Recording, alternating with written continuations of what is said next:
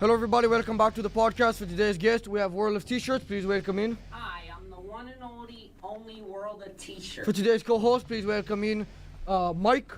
Mike. By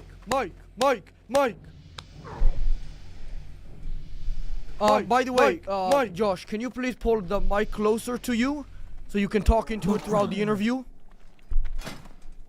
Mike, can you get up please and start dancing? Okay, here we go. I'll reintroduce you in. I'll say Mike, and you'll be dancing? Yes. It's okay if you don't want to. Do you want to? I don't want to dance. No, Mike doesn't want to dance either. Please just, in case anybody doesn't know you, tell them a little bit about yourself and all that. Yes. Tell them a little bit about yourself. Hi, I'm Joshua Block, aka World of T-Shirts. I'm an influencer on TikTok and Instagram. I travel the world and make content. You claim that you make 400 grand a year. Is that enough, or are you looking to be in the billions? I want to be rich. You want to be rich? With all the hate I'm getting, I should be making more than $420 a year. More than that? Oh, you're making 420 now? 420K a year. Where is the majority of that money coming from? From my sponsor. What is your sponsors? It's the Party.com app, the streaming platform. Have they paid you any of the money, or it's just in promises? No, I get paid every time I... By decade? No. Whenever I hit my quota, I get paid. What is, like, your quota? How many hours, specifically? 10 hours a week. How much does that equate to? About, I shouldn't say the exact amount, but... You want to give a rough estimate? Like, $2,000 a month, a week. $2,000 a week, so that would be like $8,000 a month times 12 would be like 96,000 a year you're making? No, I make 270 grand a year from the sponsor. Oh, just as a direct, not counting the hours? Yeah.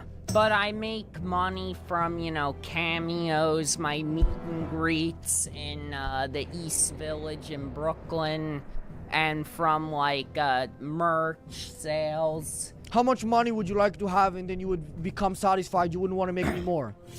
I'd like to make $20 million a year. 20 million? What would you use it to kill anybody? No, I would buy myself my dream mansion. Your dream mansion? Where would that be? Naples, Italy. Oh, yeah. Well, okay. Well, I'm sure we'll talk about that later. How long is an appropriate time in the corner to punish your kid for ripping his teacher's eye out? The fuck are these questions? If I had a kid and he did something to his teacher... Yeah, he ripped their eye out. They're blind now in one eye. He ate the eye. They would be grounded and all summer. All summer? And I would, and if they're expelled from school, I would send them to wilderness camp. Wilderness camp? Do you think that if you took out the teacher's eye, it would be fair to go eye for an eye? You let the teacher rip his eye out and eat it? Well, if the police are involved and, if the police get involved, I would just let them press charges to teach them a lesson. What if the police got mad at you because they said he's, 7 years old? They said they wanted both of your eyes. No, it's not North Korea. It's the USA. No, I'm talking in 20 years after... Those kids... Any kid that assaulted someone, they would get juvenile hall for a few months. Yeah? You keep illegally threatening to sue people.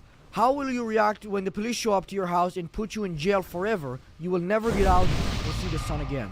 I would probably off myself if I have a life sentence. You're gonna take your own life? Yeah, I'd rather be in heaven with my family than be rotting in a jail cell the rest of my life. If they know that now, should they put you under strict watch, or do you think they should put you under the one that Epstein had?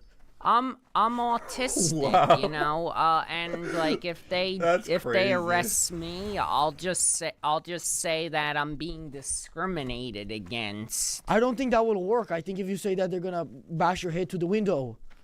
This is America. It's not. There's no capital punishment in New York State. But it's coming, hopefully. You don't want capital punishment? No, I don't want to be executed. Okay. Well, not executed, just break like your orbital bone, but it's fine. Do you still shit your bed or do you wear diapers now? I don't wear diapers. I outgrew my bedwetting. You outgrew that? When was the last time that might have happened? When I was 10 years old. 10 years old? And would you... You know, bedwetting is common in young children's, but it's most kids outgrow it during their preteen years. What's a good method to teach a kid not to bedwet? If they're small enough, pick them up and knee them? If I had a kid and they were bedwetting, I would just buy them good nights. You know good what nights? good nights are? They're like... I don't know. You don't know what good nights are? They're like diapers for people that are... for kids that are potty trained.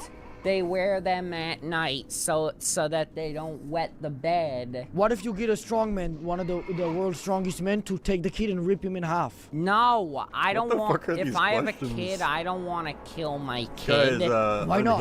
I've never killed anyone in my life, and You threatened to, though, on some of the streams when you got angry. It's just a deterrent. I would never Just to get them away. kill them.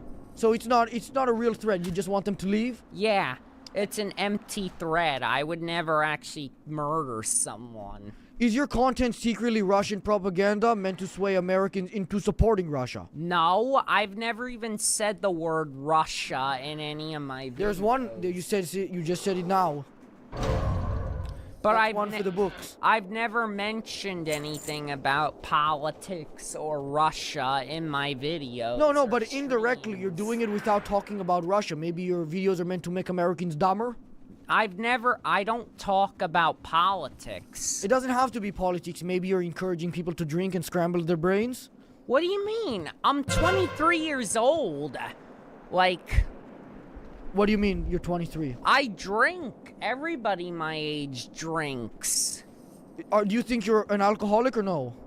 I don't think I'm that bad yet, but I think I might have. Come on, Joss. I know I'm an alcoholic, but I don't sometimes. get that fucked up. Well, now, what traits would an alcoholic might Most have of the that you time. wouldn't have? Because to me, I don't want to make you angry, but I feel like you have all of those tendencies. Come on, like I waited till 7 o'clock at night to drink tonight. But what time did you wake up? And also, you still drank today, you know what I mean? You didn't... I woke up at like 11 a.m. and I didn't drink till 7. But you have a whole whiskey right there. Are you gonna drink the whole thing? No, I'm just gonna have this for myself. Just that one? Yeah. Okay. If you were to present a quick and easy solution to fracking, what would it be? I don't even know what fracking is. Something political, you know, maybe about the oils and stuff. I say we keep doing it. I don't even know what fracking is. Just take a guess. Should we keep fracking or stop fracking? Stop. Okay, well, I'm gonna have to disagree with you on that because fracking... What even is fracking? I don't know what... Fracking is giving everybody making 420 grand a year an extra $1 million. No, it's fucking not. That's what fracking... You're lying. No, that's really what it is. It's a big political issue because it's so specific to just a small minority. Even Mike agrees with me. Take a look at him. What the hell? I'm gonna Google it. You're gonna look up fracking? It's selling oil, stuff, bullshit like that, and then giving the money to you guys. Fracking, the process of injecting liquid at high pressure into subterranean rocks. But yeah, they make money off that, and then they would give the money to you. To see. But you said you didn't want to. You said to stop fracking. I don't know. I just think it's bad for the environment. What? That's an interesting take. That's actually maybe. What if they keep fracking and they give the money to everybody besides you? No, I won't allow it. What will you do? You know, there should be... I think gas cars should be banned. I think all cars and train locomotives should go electric. All electric? Yeah. How did you become such good friends with Mr. Beast? Based. Mr. Beast. Based. Yeah, the YouTuber, the famous one, Mr. Beast. No, he's not Mr. Beast. He's Mr. Based. Yeah, I know, Mr. Beast. Based. I don't understand the confusion. I think we're saying the same thing. You're Mr. Based. Mr. Based. Mr. Based is not Mr. Beast. Mr. Beast is. You're saying the same thing, though. You're saying my friend. Come on, listen to me. This is not. What's the difference in spelling, Mr. Beast and Mr. Beast? Mr. Bass. Jason called himself Mr. Based as Mr. a Beast. marketing technique, so he would confuse. So that people would confuse him with Mr. Beast. Oh, so you're saying that your friend Mr. Beast, his real name is Jason? Yeah, it's not he's not Mr. Beast, he's Mr. Based. Yeah, you're friends with Mr. Beast, but his real name is Jason? Based! What the fuck is this shit? Sorry, I'm getting confused. Are you saying you're friends with Mr. Based or Mr. Beast? Based. Mr. Beast. Based! Okay, we'll move on. If alcohol is so bad, why when you drink it do you stop shaking? I don't really know. Would that make you think it's a good thing? That's what you told me on the phone on the way here. Yeah, probably because I'm having withdrawal symptoms. I don't know. That's a smart thing, so maybe you should stop drinking? Not stop, but do it in moderation. But you've been saying that for a long time. It seems you're having trouble in moderation, maybe lock you in a room. It's probably just a phase, you know? Everybody my age has had their alcoholic years, and... No. Maybe they've had alcohol, but not like this. I just have to cut back, that's all. Now, there's that one guy when I was researching, he tracks how much alcohol you have. Yeah, drink tracker. Yeah, so he calculates some days you're having like 20 to 30 drinks. I mean, what? But like, how are you not collapsing flat on your face? I went 20 hours without drinking. That means I'm not a full-blown alcoholic. When you drink, is it usually with your friend Mr. Beast? I drink sometimes, especially on vacation. Does Mr. Beast usually go with you? No. He's too busy filming those big videos. No, I don't want Mr. Based to Beast. go on. Based! I don't understand the difference. It's Mr. Based. M-R-B-E-A-S-T, Mr. Beast. Mr. B-A-S-E-D. Based. Oh, I get it. Mr. like Based. Mr. Beast. Beast is B-E-A-S-T. Mr. Based is Mr. B-A-S-E-D. Oh, okay. So you're saying it's the same guy, just he's using a different name sometimes? It's not, no. Mr. Based is not in any way affiliated with Mr. Beast. It's not affiliated. It's the same human. It's not the same guy. It's the same guy. No, he's fucking not. He is the same guy. No, he's not. He's the same guy. No, he's not. Just stop it. I'm sorry, I'm getting confused. I feel very unsafe in this studio. I apologize. I'll cut back on the Mr. Beast stuff. Mr. Beast, I mean. I feel very unsafe here. Like, what's gonna happen to me tonight? Well, we've been pretty, like, calm so far. I don't think we're planning on, like...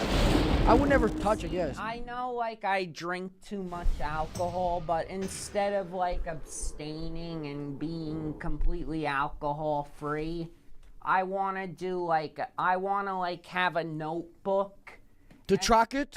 And have, and I should write down, you know, a drinking plan, like, when I can drink, when I should... But you might go a little overboard, you know what I mean? Maybe one day you'll plan to just have one shot of that whiskey, but you might get too tempted to drink the whole thing. No, I can control it if I want to. So why haven't you tried to control it yet? It's been a couple of years now. Because I'm young and I like to drink, but when I'm older, I'll learn to spend more time sober. Yes. Do you ever... So, like, I'm not gonna, like, just give it up forever. I'm just gonna... As I get older, I'll learn to moderate it more. I don't think you need to give it up, but I think that maybe giving it up temporarily altogether might be good for you. Maybe, like, what? A dry January? Yeah, but I think when you call it something like that, you're almost looking forward to going crazy, falling flat on the face February. I think next year I'll do a dry January. You shouldn't wait till next year though. That's in a long time. Maybe try. I could do sober October. That's true. I mean, that's also in a long time. That's almost. I could do sober October. You could do that. What about sober? Sober beast. I mean, sober like sober May. That doesn't make sense. Sober October. It rhymes? Yeah, it rhymes. I could try to do sober October. Does it have to rhyme for you to quit drinking alcohol? For a month, yes. That doesn't make any sense though. Why is it rhyming? Why is that mutually exclusive to you? Come on, it's a thing. Sober October, dry January, that's a trend. Well, I don't think you need to follow that trend, but it's okay. You're not my father. I'm just giving you advice. You can't, literally stop me from drinking I'm not trying alcohol. to. I'm just giving you my opinion. If you don't want to... it's not like I have to do it. I just like to party a lot. Right, I understand. Hey guys, sorry for the interruption. I have to let you know that today's episode is sponsored by Sheath. Sheath is an underwear company that is owned by an owner. The underwear is made from materials like modal and bamboo. As you can tell, I'm a little bit sick, so I'm just throwing out random stupid facts about the underwear. And I don't know if they're true, such as the underwear has 1 billion sales. Also, if you drink Sheath underwear, it'll make you fly, and that's a fact. Sheath underwear also includes a dual pouch, which helps keep everything separate and comfortable. Sheath underwear has the quadruple majuple pouch. Ringing, ringing. My friend just jumped off a building wearing Sheath and he's flying. If you want to get some Sheath for yourself, go to sheath.com. That's SHEATH.com, and use code MATAN, MATAN, to get 20% off your order. That's sheath.com, SHEATH.com, and use code MATAN, MATAN, to get 20% off your order. Thanks to Sheath for making us fly. Do you think you could beat Prime Floyd Mayweather in a boxing match?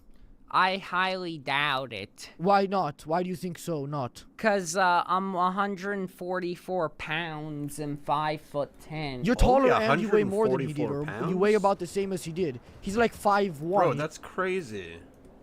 You should be weighing a lot more, if you're on a high alcohol diet, I'm 170 pounds, I don't know how Joss is only 140, what? Doesn't add up. And he even eats, pretty good, it would seem. The little midget guy. Oh, so I could probably beat him. I don't know if you have the boxing skills, but I wanted to ask, are you... I think I'm gonna what I'm gonna do is, before I do any of that, I'm gonna enroll in a self-defense class. Self-defense? What type of stuff would you use? Like a martial arts, so I can learn how to fight. What move would you use? Would you keep biting people? That's not... I mean, it doesn't really work. Punching. Can you throw a jab and I'll see how it looks? That was quick, but you're going like this. You should... You're gonna go like this? And then, yeah, just like that. I think I should take a fighting class so that I can learn how to defend myself. That could be good, and then when you get mad in the street, you'll start beating them up. Yeah. Then you will be in jail then. It's self-defense. Can you pull the mic closer to you? No, but I won't be in jail because we live in the U.S. and it's protected under the Second Amendment. Yeah, but if somebody tells you that phrase you don't like and you beat them up, that's not self-defense. Oh, so they have to be trying to rob me or hurt me, right? Yeah, they have to touch you first. If they, there's also the freedom of speech. What, if they're trying to, rob me, then I could use self-defense? That is true, but not if they are saying stuff you don't like. Put the fries in the bag. That's not freedom of speech. That's just bullying. Yeah, but bullying is legal. I could actually... No, bullying's a crime. I could actually sue somebody for saying put the fries in the bag. Yeah, but what law would they be breaking? Ableism, cyberbullying. Yeah, cyberbullying. That's the biggest one. Cyberbullying's a crime. If TikTok gets banned and you can't even make $1 a year... You could never make $1 again. You'll be homeless. What will you do? I would just cross the Mexican border and claim asylum, because TikTok's still available there. Are you gonna jump the wall? No, I would not necessarily. I would jump the wall and then turn myself in and say, like, the U.S. government took my job away. But what if they turned you back? They sent you back around. They sent you to New York. And then, as a matter of fact, President Trump, he builds like a glass container. He puts you in, and people are begging all day. Hello, hello, hello.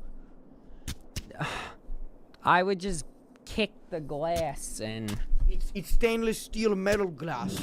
I came up with that. I would keep kicking it until every material has a weakness. Right.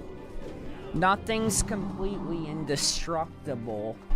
Every material has a weakness. Right.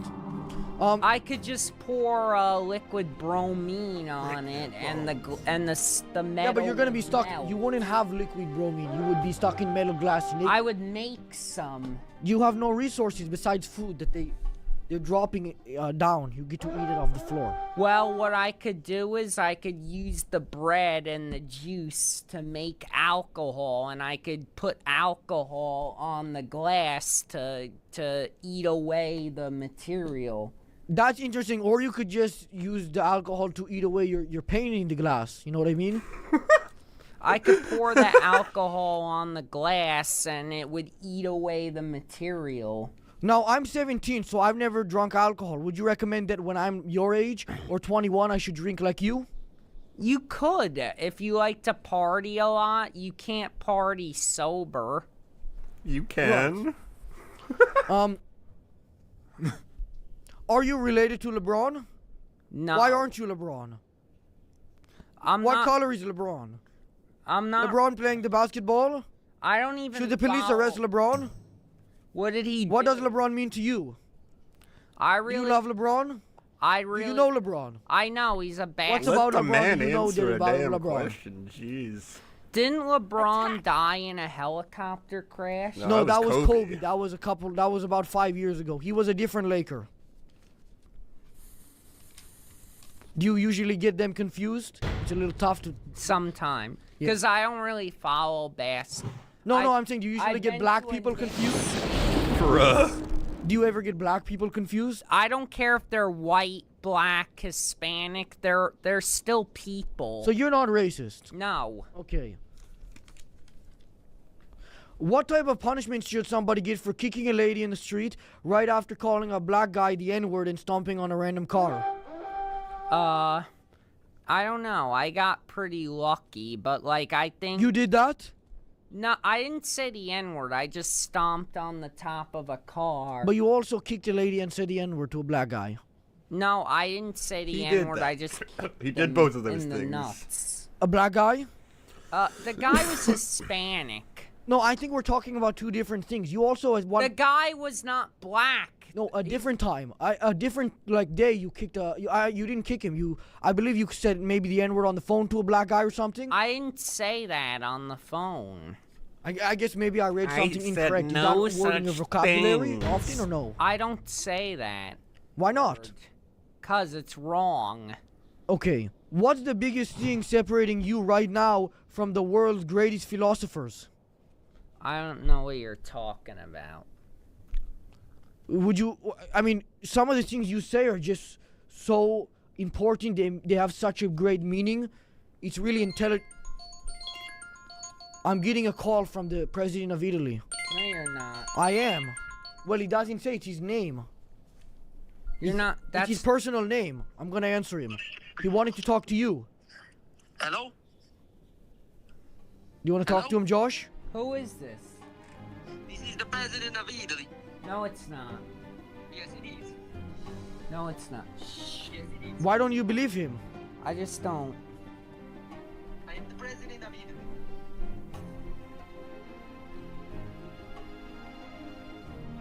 Hello? I'm trying to fix it. Look. What do you want to see? You want to talk to him? Hello? Hold on 1 second. Am I speaking with the Joshua Block? Yes. You are banned from Italy forever. No, I'm fucking not. Forever. Why? Why is he banned? He's banned from Italy. No, I'm not. You're not the real president. What does Wait, it's a fake one. Let me call it the real one. B-A-N-N-E-D mean? Who was that? That was the fake president of Italy. Let me call it the real one. Here's the real one. Take a look.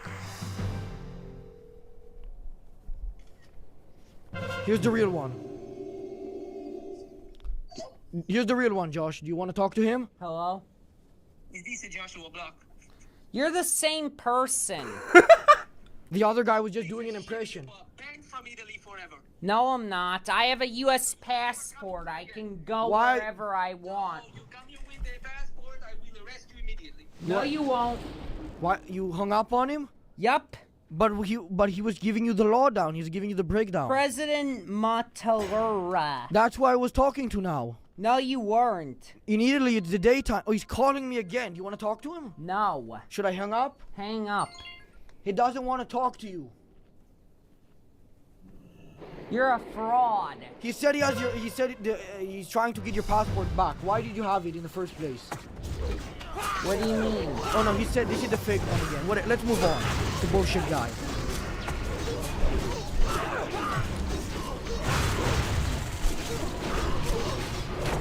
That's not the president of Italy. How do you know he's not being honest and that it's really him? It's not him. No, why not? Because you don't know the president of Italy, I am. I'm Italian. I was born there to like a big political family. but you're not. That was years ago. My family still lives in Italy. Presidents change every 4 years. No, I know. This guy wasn't the president when I was there. Actually, he was just a smaller political guy, but he was a close family friend. No, I'm not banned from Italy. I can go to any country I want. But he told you you're not allowed to go. Yes, I am. What? But maybe he might. Are you scared that he'll arrest you if you go? He won't arrest me. I have a U.S. passport. I'm not doing anything illegal.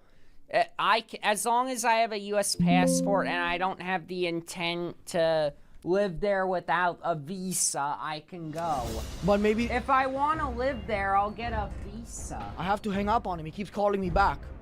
If I want to live there, I'll follow the proper... But can I ask you a question? Hold on, if I want to Okay. live there, I'll follow the proper immigration protocol. I'm not just gonna immigrate illegally. Right, but what if they ban you? What if the guy wants to, the president of Italy, what if he wants to ban just you? So, because even if you have a U.S. passport, he can just ban a single guy if he doesn't want him there. He says he's gonna arrest me. That's not...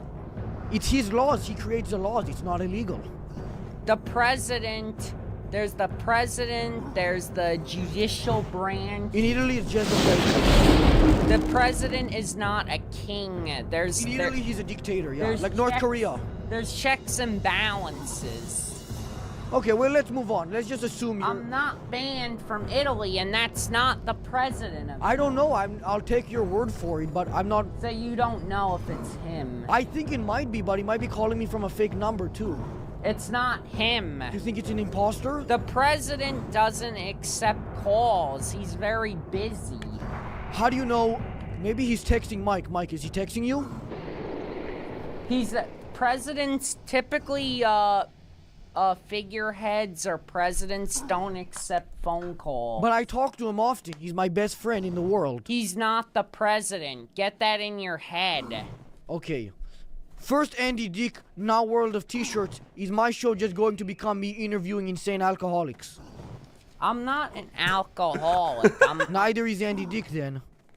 Do you know Andy Dick? not really. You guys would get along. You should create a house. You, Andy Dick, LeBron, and Mr. Beast.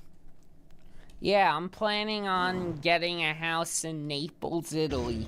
How will you afford that? Easy. You know how cheap it is to live in Europe? Universal health care, a decent 4-bedroom home. Oh, but the guy just called me. He said you're not allowed in Italy. That's not true. It's not him. How can we know 100%? Wake up and smell the coffee. There's no way that the president would call you. He's busy. He calls me every day. He says happy birthday to me every day. That's not the president. take your diaper off and face the facts. I hope it's not. I hope you can still go there. I can go there. I've been there before. Oh, you've been there already? Maybe that's why. Did you do anything wrong there? No, nothing at all. So it's unreasonable for him to ban you. It's not the president. Trust me. Just in case, would you want me to text him and tell him to unban you? Yeah, but it's not really him. Just in case it's him. In case, but... What do you think the odds are that it's him? Like 5%? Like, 0.001%. So like 1 in 10,000, 1 in 100,000. Like 1 in a million that it's really him. But how can this fake imposter guy get my number? I've been all over Europe. I mean, like, if I'm banned from one country, I'm banned from all of Europe. Because it's all like EU territory. Do you ever plan to reproduce your peak genetics? I'm moving to Naples, Italy as soon as I get my, nomad visa. Nomad? Is that where you'll reproduce your peak genetics or no? Do you not want to have that? I don't want to have a baby. Why not? They will become so...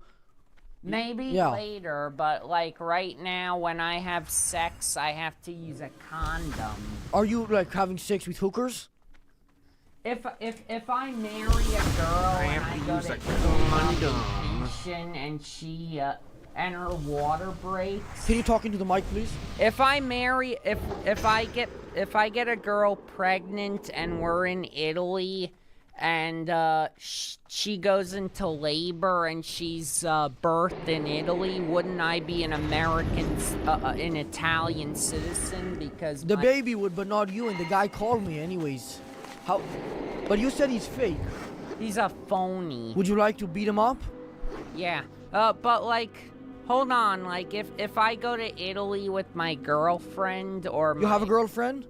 Or my future wife, and like we get pregnant in Italy, and like she goes to the hospital in Italy and gives birth, wouldn't we all be Italian citizens? No, just her and the baby. Just the mother and the baby? Maybe if you guys get married, I don't know what their immigration laws are like, but... But if I'm married to an American girl and she gives birth in Italy, wouldn't we all be Italian citizens? I don't think so, especially not if that's the real guy. He's not real. I have an American passport. I can go to Italy for up to 180 days without a visa. How can you sleep at night knowing you're always being watched and they are out to get you? I just get really drunk and to forget about it all. So it's like you getting drunk is like a defense mechanism? I'm not an alcoholic, but sometimes I drink when I'm in distress. Yes. Now, this episode... Excuse me, that wasn't the president of Italy.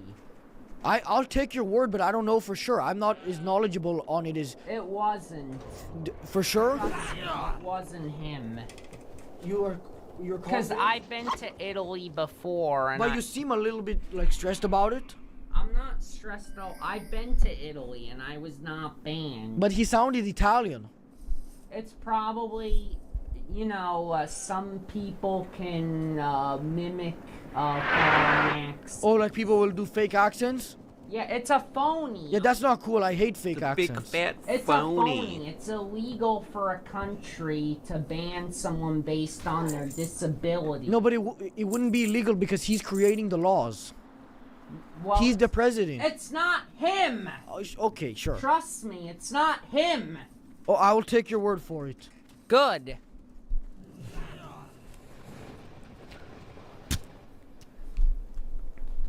Let's just drop the subject. No more Italy talk? Yeah, I'm not banned from Italy because he's not the real president of Italy. Okay. Let's just talk about something else. That's fine. We'll move on. Why are you so worried that someone is going to steal your passport? Because I'm getting threats. Like, people are threatening me. You know, they're making... Because I booked a trip to Montreal, and people were, like, threatening to stab me. They were stabbing you? They were threatening to. Did they do it? No. They stabbed you? No, but what happened was, so I announced that I was going to Montreal, and like a bunch of political activists were saying, fuck Canada, if you go there, we're gonna stab you at Newark Airport when you come back. And like, so I went to... Was this recently? Yes, so I went to Montreal. I spent a couple of days there, then I changed my return flight to JFK instead of Newark so that, like, I wouldn't... To avoid them? So that I wouldn't get ambushed. Yeah. Are you a living zombie? I'm a person. No, I know, but like, yeah, like 40%. Like, no, what happened was people were trying to cancel me because I booked a trip to Montreal. That's why? Fuck Canada, if you go there, when you come back, we're gonna stab you.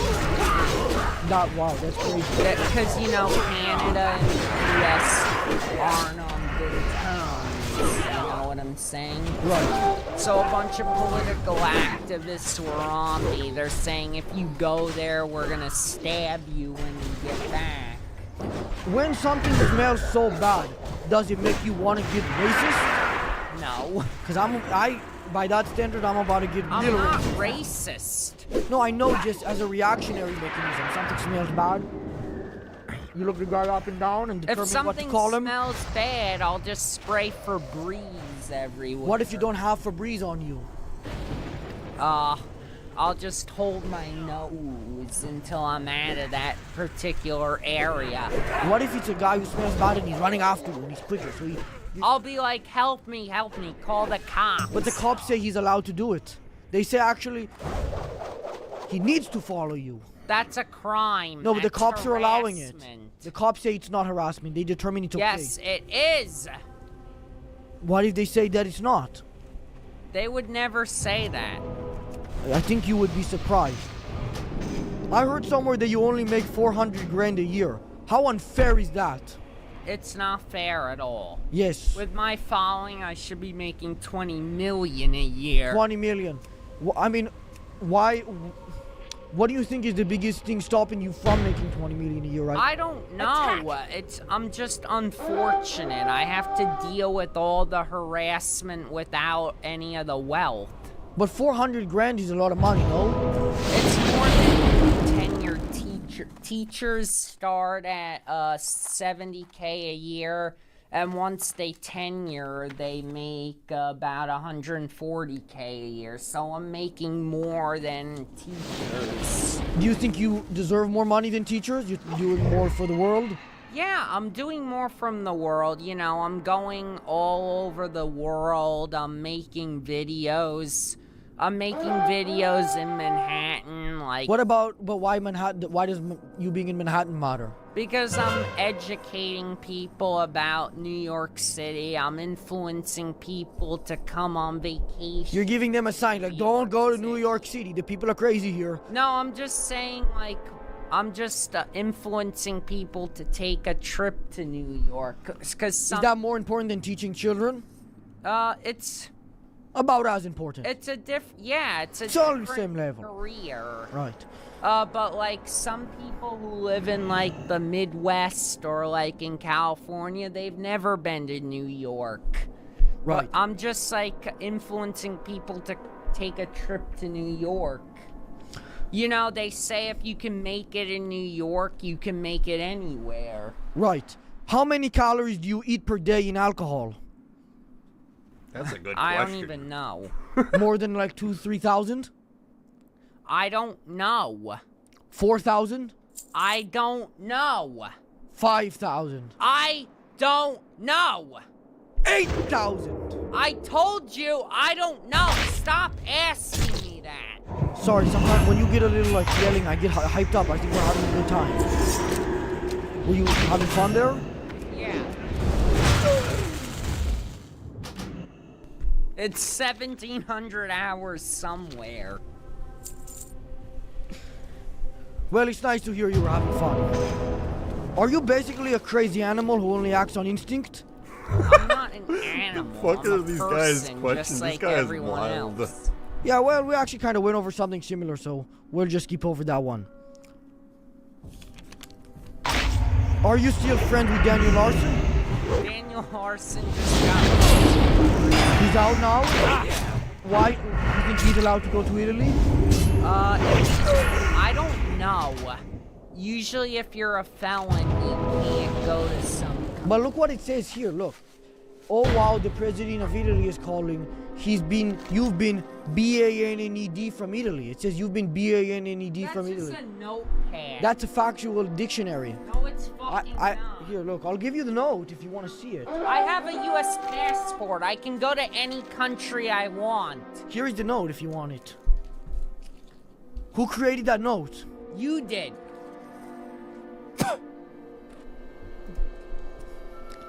I'm not banned from any country. A U.S. passport can get me to like 50 countries visa free. Why did you put the paper in your mouth and then spit it? I don't know. As long as I have a U.S. passport, I can go anywhere in Europe without needing a visa. Right. Okay, let's continue. Forget about Italy. I'm not banned from Italy. I have an American passport. You have an American passport. And I can go to anywhere But- in Europe without a visa. Didn't you say somebody stole your passport? I didn't say that. I said that there was a threat of that happening. How do you know that they're not coming for you now? Where's your passport? And When was the last time you saw it? I have it in my hotel safe. But how do you know somebody didn't steal the safe? They picked up the safe and they cracked it open with a diamond Because pickaxe. I wouldn't, With the I diamond don't tell pickaxe. anyone where I'm staying. They're following you. Following you with the car. But hotels are very safe. They would never, they would never like give a room key out without checking the ID and comparing it with the reservation. What's your favorite color? Brown? Green. Why is it brown? Green. Why is it brown? It's green. This is torture. I thought you said you were having fun. Let's just move on, okay? I'm not banned from Italy. Okay. I agree with you. You're not banned from Italy. At least for the next like 5 minutes until you call me. I don't know. No, I'm not banned at all. Never? Okay. Are you having a good day so far? Yeah, it's Friday, you know, I'm drinking, which is Drinking Friday, that's what they call it. Have you ever heard that? it's justifiable to drink a lot On Friday, right? night.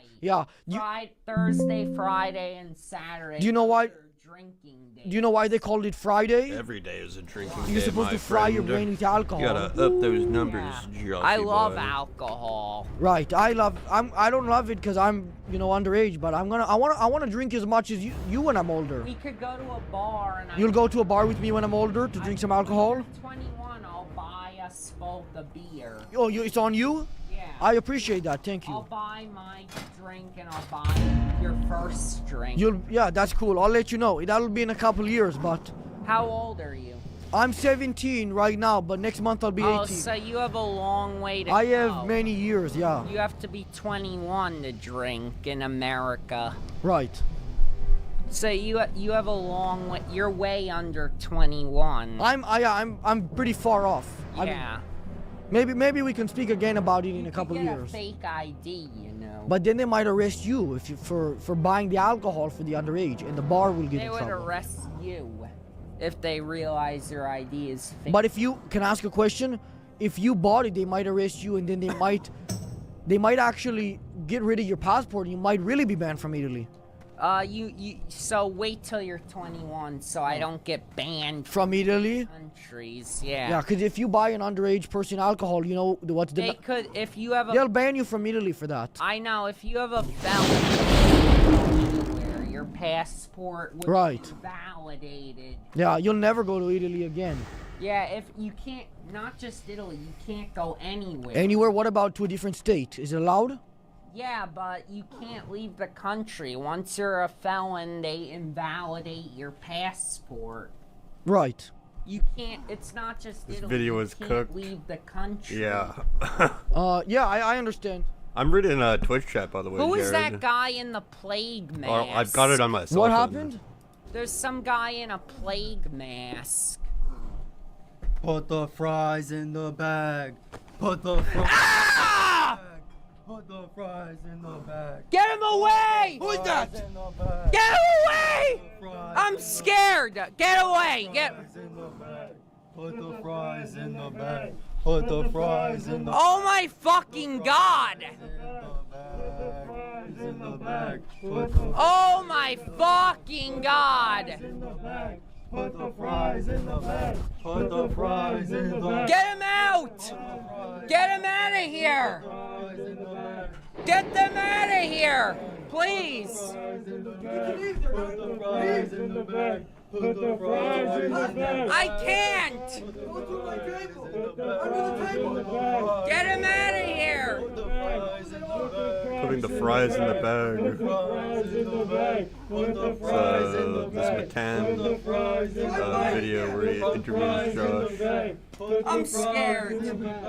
Put the fries in the bag. Police! Put the fries in the bag. Put the fries in the bag. Police, I'm scared. There's people dressed in masks that are tormenting me. What's the address? Bro, actually call the cops. No, I got rid of them. I got them out of the area. How did they find me? I don't know. I want a lawyer. I want to You're gonna sue sue them. them? Yeah. You need to sue them. How did they get here?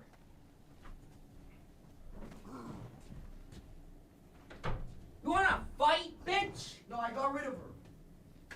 How did they get here? I got rid of them. It's okay. How did they get here? I didn't even post. I think I know what happened. What? I think Longneck let them in. Longneck? Who's long neck? That guy with the long neck. He goes like, with the long neck. It's okay. I got rid of them. There's nothing to be worried about. Sorry that happened to you. How did they find me in here? Longneck has my location always. So he must have known, because Mr. B said you were streaming with me. Based. Mr. Bay said you were streaming with me, so Longneck must have sent them. Who's Longneck? Look him up on Instagram. He has a couple million followers. Why were they wearing plague masks? They were the devils from Satan.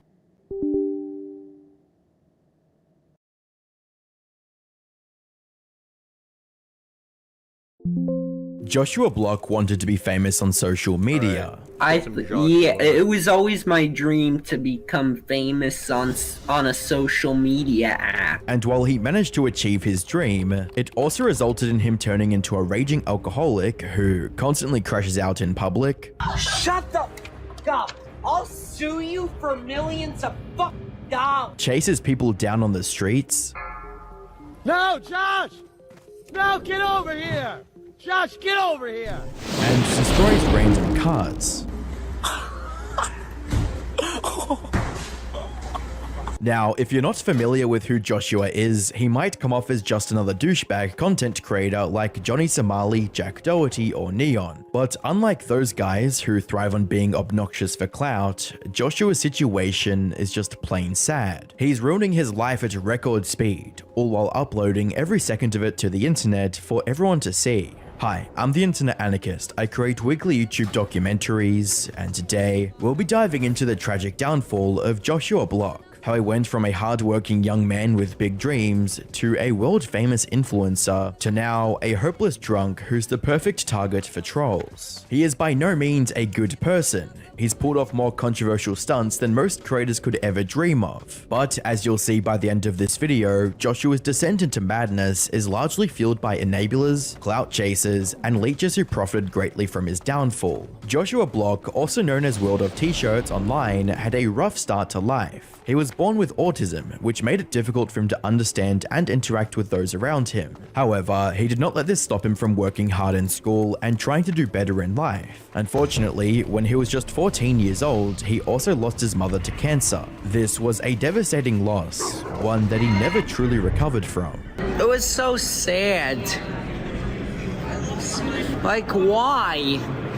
Like, why? For some unknown reason, his father failed to take custody of him as well, leaving him in the care of his grandfather. His grandfather did his best to support him, but without a stable parental figure, Josh struggled to navigate his teenage years, eventually turning to TikTok for attention and validation. He would occasionally post a video of himself doing something completely out of pocket, like eating crickets. Check.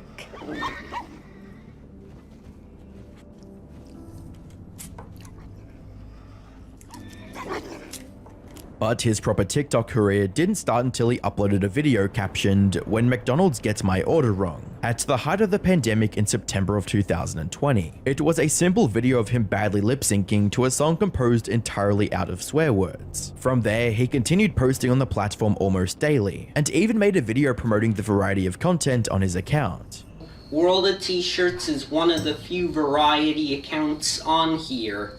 Most accounts focus on one niche, don't, whether it's dance, get all the other lip-sync. varieties here with I you. do everything. It wasn't long before his daily grind started paying off. He started seeing hundreds of thousands of views on every video he uploaded, regardless of its content. However, he didn't see mainstream levels of success until March 14th, 2021, when he uploaded a video of himself loudly singing Empire State of Mind in the middle of New York City. This went viral almost immediately, garnering tens of millions of views and turning Josh saying, "In New York," into a meme. The video currently has over 7.6 million likes and is still one of the most viewed videos on his account. It's got popular enough to get Josh featured on a billboard in Times Square. And this is where things started to change for Josh for the better. Unlike countless other TikTok creators who see one viral video and then fade into obscurity, many people who became familiar with Josh stuck around. They found his off-key singing and sincere personality quite endearing. Many were also quite amused by his complete lack of shame in public, with a comment with over 100,000 likes writing, "The bravery you have to stand there and sing in front of those people, I couldn't do it." Later, a YouTube channel by the name of Apex Primary also uploaded a 15-minute-long documentary on Joshua's life, titled "This Is My City," the story of Josh Block becoming TikTok famous. This gave his fans more insight into his personal life, including accounts from his grandfather and high school teachers about how hardworking Yeah, I he see was. a lot of his shit like just Reddit. Like there's like a whole subreddit for like content revolving around him. You know, like I said, it hasn't been easy.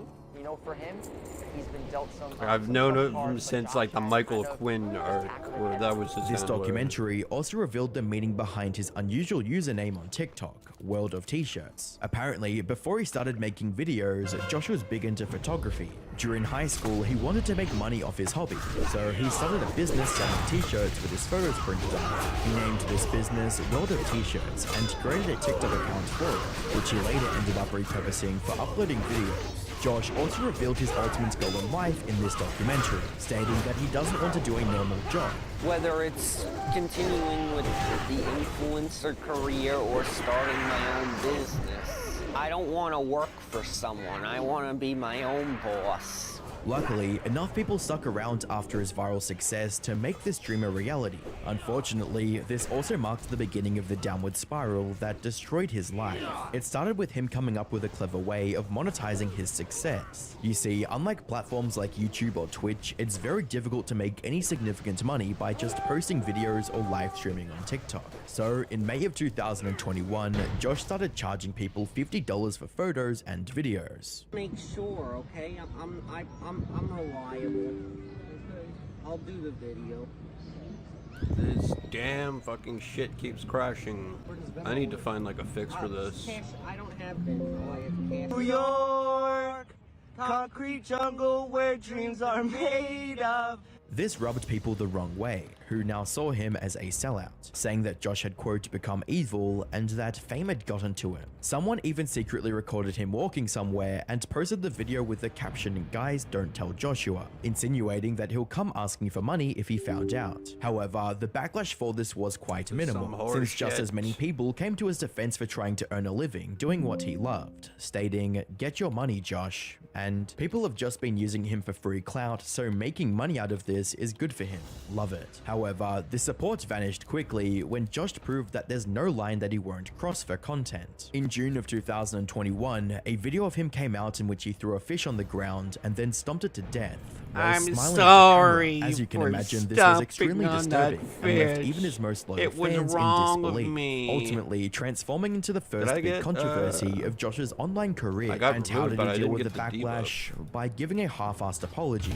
Yeah, okay, I apologized. Why don't we just end it? Stop with the cancel culture. Please stop. I'm down Unban like my 8,000 TikTok. followers because of this shit. And saying that he was, quote, framed because the fish was already dead. I didn't kill anything. It was dead already. He framed me. He completely ignored the cruelty of what he did and just said sorry to hopefully stop losing more followers. His true feelings, on the other hand, were apparent from the comments he left on the original video, stating, "I can't freaking believe that you would post this and ruin my reputation. If you don't remove it, I will call the police for bullying me. What you're doing is slander, cease and desist. You can't be creative on your own, so you're exploiting me. I will also get your TikTok account banned if you don't remove this." Put simply, he was getting full of himself, something his viewers noticed as well. This resulted in his main account getting banned from TikTok, forcing him to make another apology. Okay, I'm sorry about the fish. It was a wrong thing for me to do, to stomp that fish. Please, just get me my account back. It was my livelihood and they just took it away. You just took it away by mass reporting. Please, I'm terribly sorry. Luckily, his pleading worked, and his account was reinstated by August of that year. And surprisingly enough, Josh remained drama-free for the rest of 2021. The temporary account ban likely scared him into staying away from any unhinged shenanigans. However, as 2022 rolled around, Josh's life took an unexpected turn, one that would later become the cause of his demise. This is because August of 2022 marked his 21st birthday, which is the legal drinking age in the US. Now, up until this point, Josh had stayed over away here from in Canada, all other kinds of it's drugs 18. and even vapes, so no one expected him to pay much attention to alcohol either. Unfortunately, they couldn't have been more wrong. It started slowly with a few drinks here and there, but quickly spiraled into a crippling addiction. His content went from doing silly things in public, New York, concrete jungle where dreams are made of, to consuming copious amounts of alcohol in every single video he posted, often multiple times a day, and that's where he went off the deep end. As the drinking problem got worse, it started consuming his entire life. He would spend his entire day being drunk, only to chug down even more drinks whenever he felt like it. It wasn't long before all this drinking started getting to his head, making him angrier and more prone to crashing out. An important thing to note about Josh is that while he was always a bit quirky, he was never too aggressive. Most of his fan interactions were positive, and it remained this way until he started drinking in 2022. But once alcohol took over, that all changed. His once goofy and harmless demeanor started shifting into something more erratic, unpredictable, and at times outright hostile. Take that! He started crashing out during almost every single stream for various reasons, like whenever someone said the phrase "put the fries in the bag" or something. Oh, that's more ignorantly recent. similar. He would get triggered and chase them through the streets. Put the fries in the bag. Shut up! Oh my god. Josh, put the fries in the bag. Put the fries! Put the fries in the bag, Josh. Put the fries in the bag, Josh. Yeah!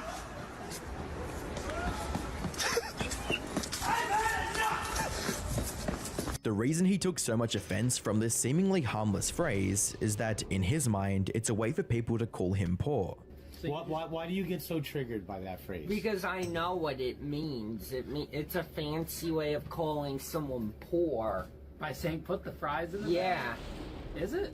it is. Even then, it's hardly something worth losing your mind over. However, Josh's existing mental conditions, combined with the effects of constant alcohol consumption, made this seem like the worst insult in the world to him, resulting in him often going out of his way to chase and threaten anyone who said it in front of him.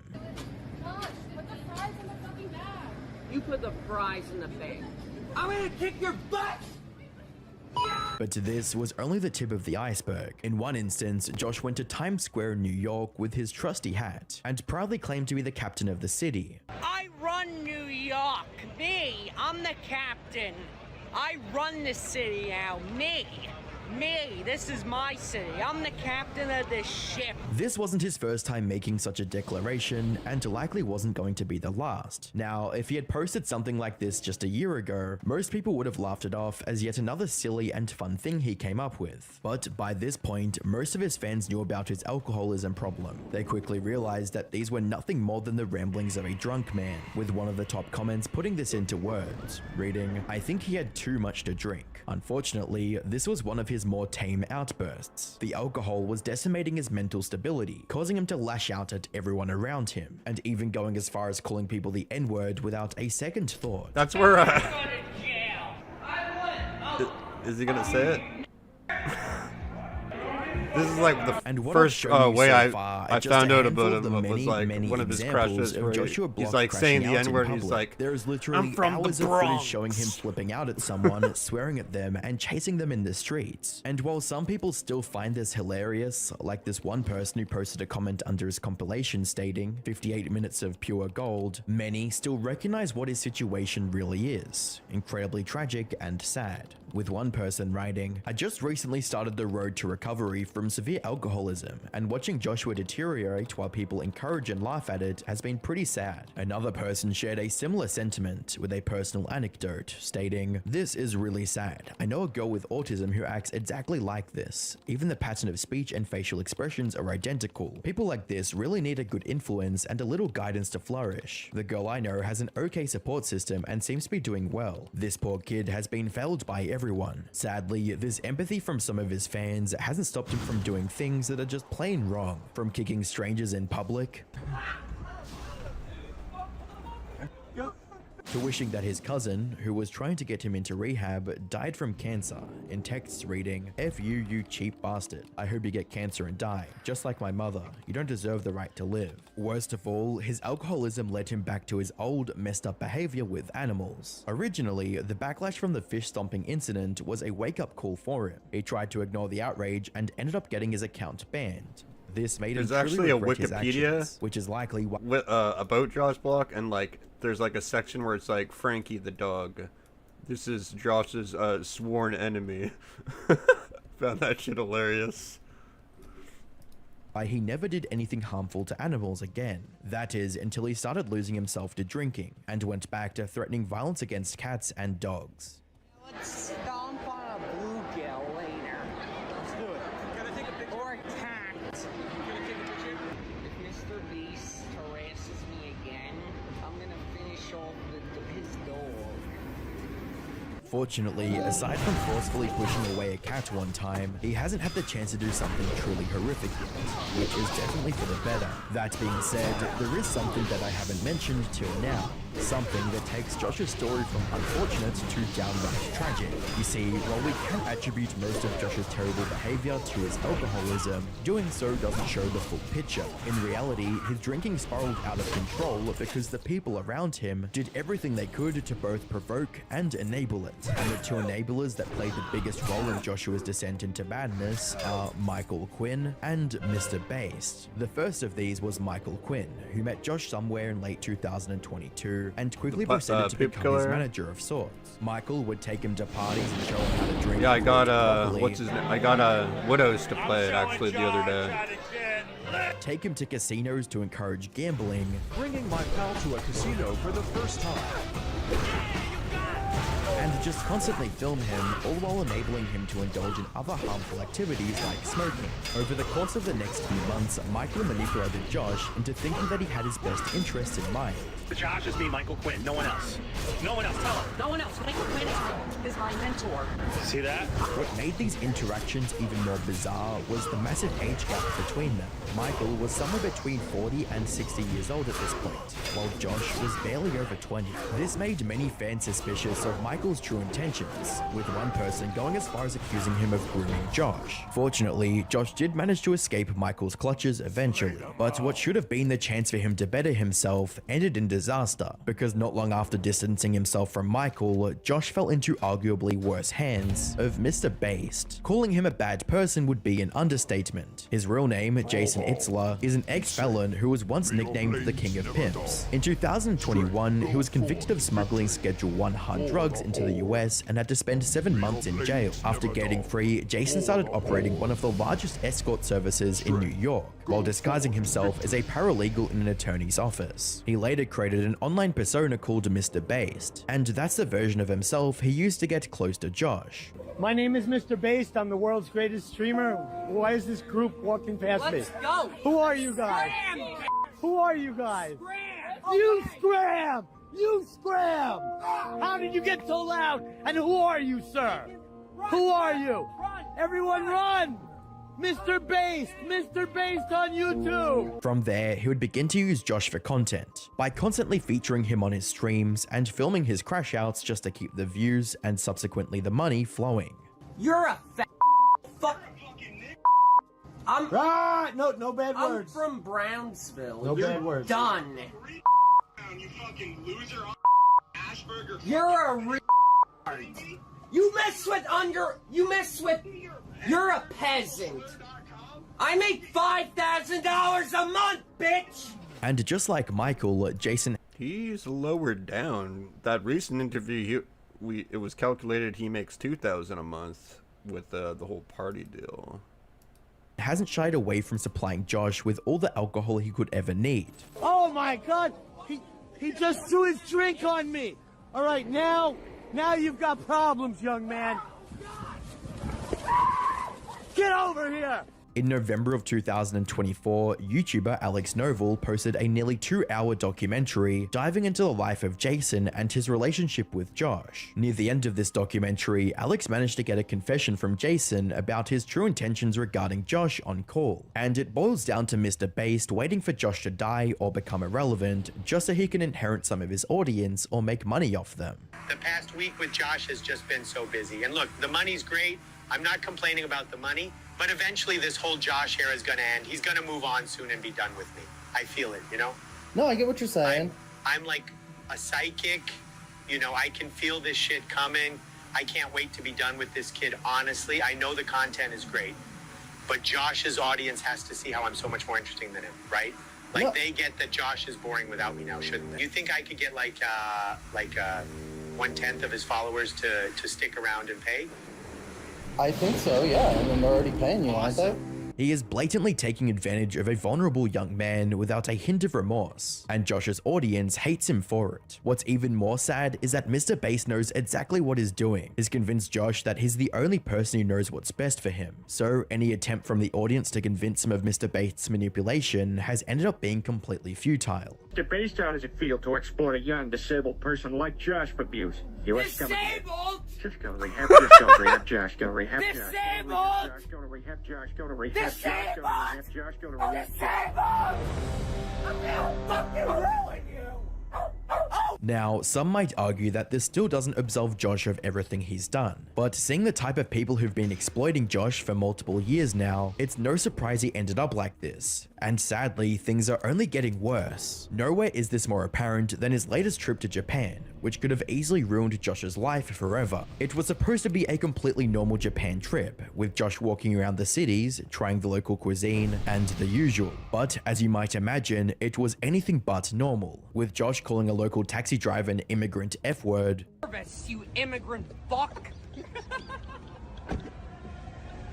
talking about looking for a dog to eat, having a meltdown on the street, Let's get this lens clean. Put the fries in the bag! Ah! I didn't say it. It wasn't me. Who did? Yes, you did! I need 400 grams! hitting and threatening locals, Hey, you can't say that! So what? Oh! I'm gonna kill you! Whoa! getting citizens arrested, Breathe! I can't breathe!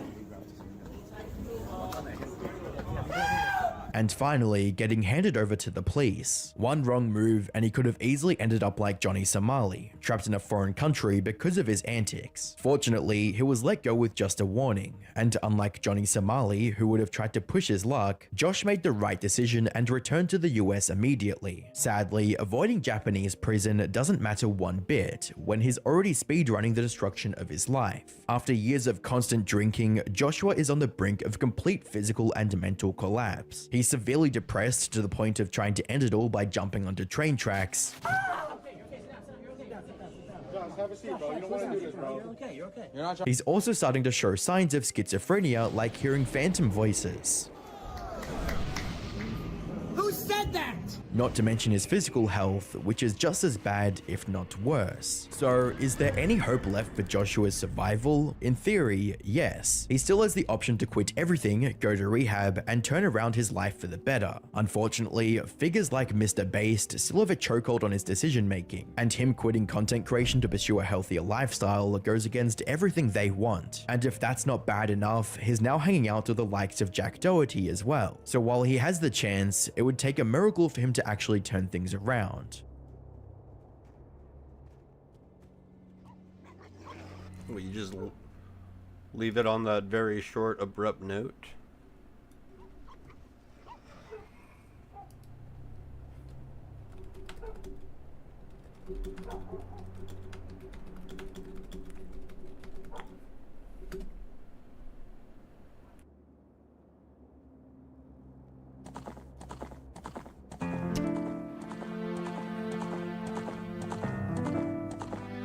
Ocarina of Time has quite the reputation in the gaming community. In fact, Metacritic would have you believe that it's the greatest game of all time, and as it turns out, many would also have you believe that it's the greatest speed game of all time. Now that may or may not be true, I don't know, but what I do know is that it has one of the most fascinating histories of any speed game. In addition to being the second most popular game on speedrun.com, OOT is well known for the huge variety of glitches that have continued to redefine how this game is ran time and time again, across all of its categories. But this video will mainly focus on any percent. Before we get started, I'd like to thank Summoning Salt for giving me the AOK to go ahead with this video, as inspired by his World Record Progression series. Alright, first of all, let's quickly discuss how this game is intended to be beaten. You start the game as Child Link, who you play as to beat 3 dungeons, each rewarding you with a stone. With all 3 stones in hand, you can obtain the Master Sword and become Adult Link. Now you have 5 more dungeons to face. The Forest Temple, Fire Temple, Water Temple, Shadow Temple, and Spirit Temple, all rewarding you with a medallion. The Shadow and Spirit Temples are supposed to be the final 2 that you beat, so the game has a check in place on the Shadow and Spirit medallions. When these are collected, you can trigger the Light Arrow cutscene, which pretty much marks the end game.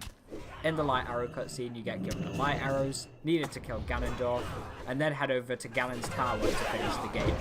Now let's take a look at how all of these restrictions have slowly but surely been destroyed. OOT's story begins at the good old Twin Galaxies forum, a speedrun and high score website. Nowadays, this site is often overlooked and even mocked by modern speedrunners due to its more traditional mindset and, well, controversies, but it certainly holds a lot of important history. On the 31st of March 2003, a very excited poster lets the world know about a new remarkable run of Ocarina of Time. Gamer Michael Damiani, who hails from Texas in the USA, has set a blistering pace of 6 hours, 45 minutes and 17 seconds from start to finish, and takes the place of first in the world at this title. The run didn't use any form of major glitches and finished the game in the same way as I previously described. If such a time was set today, it would probably be laughed at, but it was no joke when it was set. The runner, Michael Damiani, also known by his screen name TSA, was the dominating force in Ocarina of Time for a number of years. Up until 2005, TSA brought his time lower and lower, making use of some minor tricks. Even back then, players were helping each other out in forums to bring the time as low as possible. For instance, in this comment, Samson tells TSA about a strategy to quickly get the boss key in the Spirit Temple, which TSA went on to use in his 5 hour and 4 minute run. It's also worth pointing out that many glitches were often quickly banned by Twin Galaxies, putting players like TSA off from using them. A lot of glitches were known way back in the 90s, which we can see in this Game FAQs guide from 1999. For instance, here's a bottle duplication glitch, which was quickly banned by TG. And TG even went as far as to ban this glitch in the Shadow Temple that doesn't even exist. They couldn't be bothered to verify that this glitch actually worked before banning it. Anyway, back to TSA. He gained a level of fame and some media attention for his runs. Here's an MTV article from 2005. For Texas's Mike Damiani, 22, the outer limit is the 5-hour mark on the 1998 Nintendo 64 game The Legend of Zelda Ocarina of Time. To conquer the game by that mark requires sustained focus. You can't be perfect at this game for 5 hours, he said. Some mistakes are going to slip in. Well, wise words from Mr. Damiani there. As for Damiani's efforts to break the 5-hour barrier on Zelda, he estimates he's played Ocarina of Time for 10,000 hours, training more than 3 weeks at a time to pull off a single run, throwing controllers and cursing when he dies in the last minutes of an attempt, and tends to go without food on the day of a run. Well, if that paragraph is true, Mr. Damiani here definitely puts any modern speedrunner to shame in terms of dedication. Well, almost. The article ends with Michael's mother chiming in, who can't believe that her recently graduated son is talking to MTV News about his speedruns. I said to him, "You're graduating, you have a degree, can't you get a real job out of this?" Unfortunately for Michael and his mother, he was never able to make his millions from his alleged 10,000 hours of OOT gameplay. In fact, it would be 7 years until any speedrunner was able to make a living from their runs, and by that time, Michael Damiani was working at game trailers. But I digress. He ended his OOT career with his final world record run at 4 hours 57 minutes. It should be noted that this run isn't actually below 5 hours by the widely accepted timing method today. Back then, most runners were starting their timer after the intro cutscene is over, but nowadays most people time from the initial file select.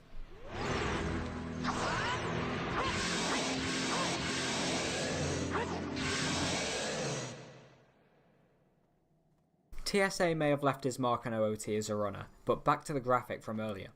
Nothing's changed yet, so who would be the first glitch hunter to really make their mark on OOT and change how the game is ran? Look no further than Akrite.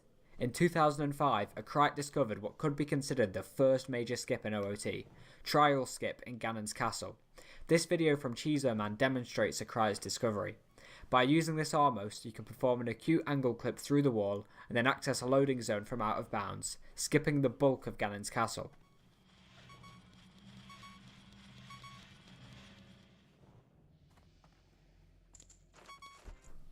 This glitch was actually known about when TSA performed his 4:57 run, but at the time, SDA didn't allow out-of-bounds glitches, so TSA didn't make use of it.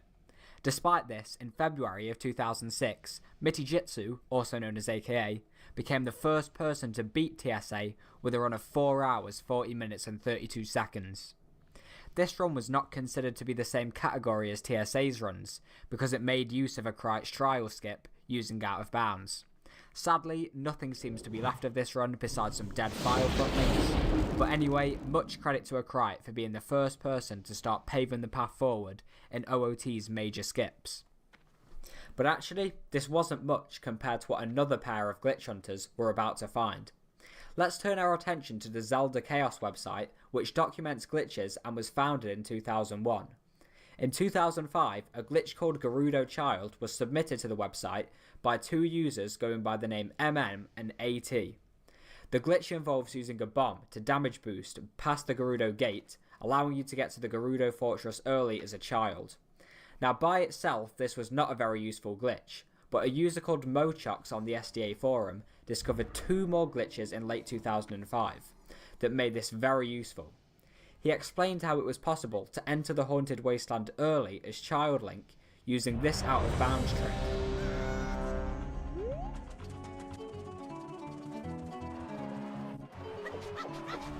From here, you can cross the quicksand with this backwalk trick.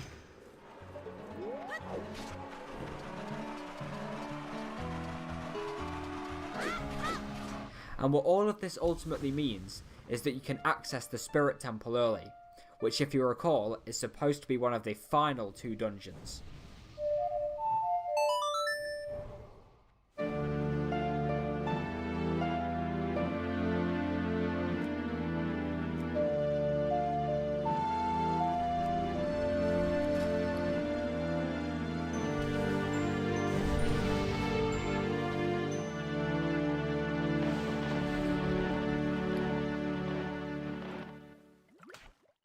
But before we proceed any further, who exactly were these mysterious players MM and AT? It turns out MM is Mori Mustonen from Finland, also known by his screen name Kazooie, and AT is Library, whose real name is unknown. Kazooie made his first post on the Speed Demos Archive forum on February 28, 2006. The following month, on the 20th of March, Kazooie posted that he had refined his Gerudo Child trick, finding a way to do it without bombs, instead making clever use of a cuckoo. This trick became known as Cuckoo Jump.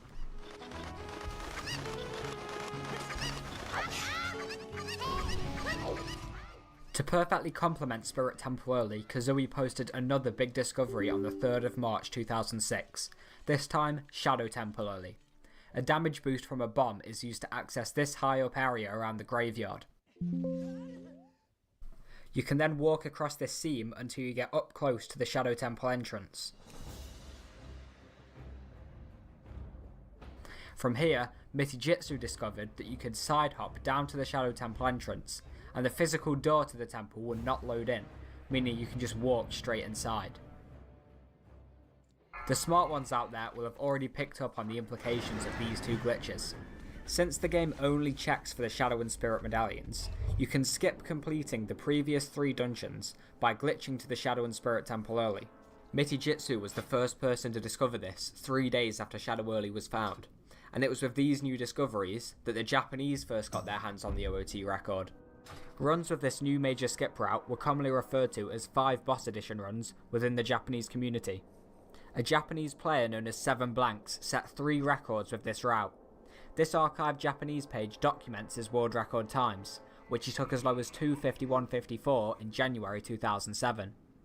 Honestly, I can't read this page, so I'm going to let Google Translate work its magic and see what it can do for me.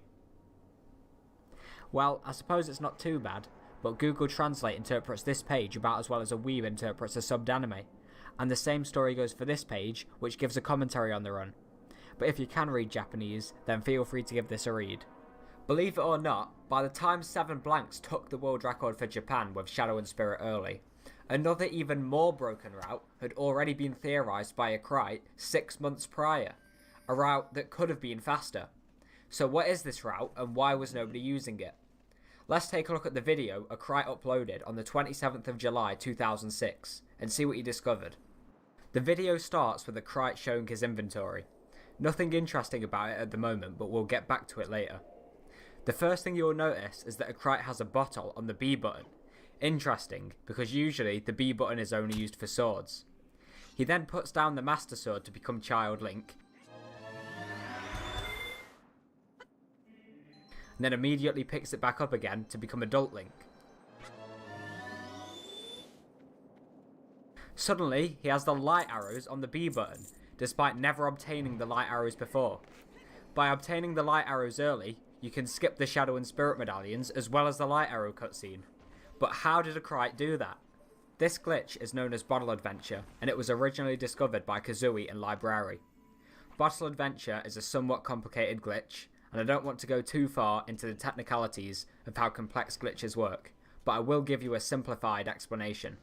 Bottle Adventure, or BA, allows you to manipulate Link's B button and put items onto it, even items you've never collected before. The first step to start Bottle Adventure is getting a bottle onto the B button. Doing this takes a few steps. Firstly, you have to go to the fishing minigame, which puts the fishing rod onto the B button. Then you have to perform this glitch with the hover boost, which lets you steal the fishing rod and keep it even after you leave the minigame.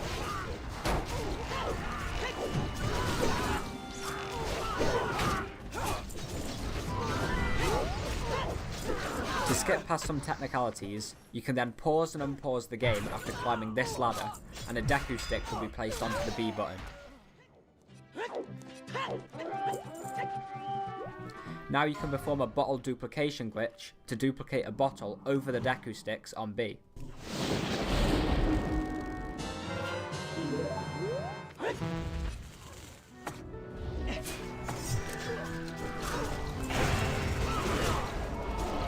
And now you have a bottle on the B button. The next step in Bottle Adventure, the critical part, is to go backwards in time and forwards in time again, as you saw in the Krite's video.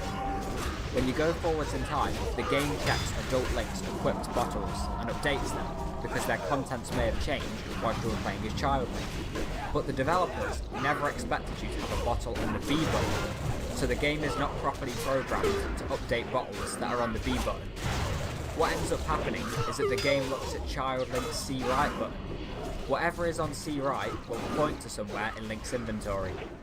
In a Krite's video, you can see that he has fish on C right, and the fish points to the Deku Nut count. A Krite has 18 Deku Nuts, and 18 is OOT's internal value to represent light arrows. So when the game tries to update Link's bottle on B, it ends up updating with the value of the light arrows. Who would have thought? We're gonna watch so a little bit of YouTube while I'm gonna repair this, like scan and repair this, because I'm kind of getting super sick and tired of this shit. Without the Shadow and Spirit medallions. Just the main crashing reason on me, nobody like, what the tried fuck? any runs with this route Make me lies crash within out. the fishing minigame. This hover boots glitch to steal the fishing rod only works on version 1.0 of the game, and SDA banned version exclusive glitches at the time, so nobody was trying runs with this route. And interestingly enough, the same problem occurred again at OOT's next major breakthrough in April of 2007, when a Krite posted that he finally understood Reverse Bottle Adventure. Reverse Bottle Adventure is similar to Bottle Adventure, but it's a little bit different. It allows you to break the game even more, and it doesn't require moving backwards or forwards in time. Bottle Adventure allows you to write items onto the B button, but Reverse Bottle Adventure allows you to write items directly into your inventory. Here's a quick example to demonstrate how this works. In this clip, I have a bottle on B and I have the Lens of Truth on C right. When I drop the bugs in my bottle, the game will try to update the bottle in my inventory, but it isn't properly programmed to update bottles on the B button. It ends up looking at the value of my item on C right, in this case the Lens of Truth. The Lens of Truth happens to point to slot 15 in the inventory, which is the slot for the Megaton Hammer. So after I drop my bugs, you'll see that a bottle has been written over the Megaton Hammer slot. On the 26th of April 2007, a Krite discovered the most broken item to do this with. Funnily enough, it's the broken Goron Sword. A Krite makes full use of his caps lock to let us know how important the broken Goron Sword is. When I perform Reverse Bottle Adventure with the broken Goron Sword on C right, the broken Goron Sword will actually point to the medallion section of my inventory. So all I have to do is catch the bugs in my B bottle whilst broken Goron Sword is on C right,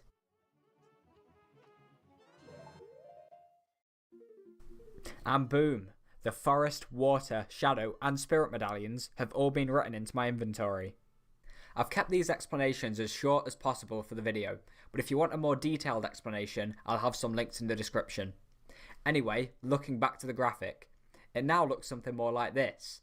I mean, you still have to obtain the Shadow and Spirit medallions, but as soon as you get the broken Goron Sword, you can just write them directly into your inventory. But of course, there's still the problem of the fishing rod glitch being version 1.0 only. Well, that is until this young man uploaded this video to YouTube on the 12th of September 2007. Even for 07, I'm not sure I can forgive this video quality, so here's a better quality version instead. Instead of using the hover boots, you can dive near the edge of the water and cast the rod just as you pop out. You'll then be able to steal the rod on any version, and you don't need to go out of your way to get the hover boots. As you'd imagine, this opened the floodgates for a wave of new world records with the use of Reverse Bottle Adventure. But before we get to the next records, there's something else we must discuss. Looking at the graphic, it's pretty clear to see two major bottlenecks still present in the route. Or route, as I should say, being English. Alright. But anyway, firstly, you still need to collect the light deleted everything arrows in the one way cache or another folder to kill and Ganondorf. scan and repair. Maybe And this will also, fix it, hopefully. you still need to collect the 3 stones before obtaining There's no the way I Master should be Sword. crashing this often The with this door of computer time on here this is the old big ass pesky game. door Like, that it's blocks you off crazy. from the Master Sword until you obtain the 3 stones first. For many years, skipping this door was somewhat of a holy grail of OOT speedruns, due to how major of a skip it would be.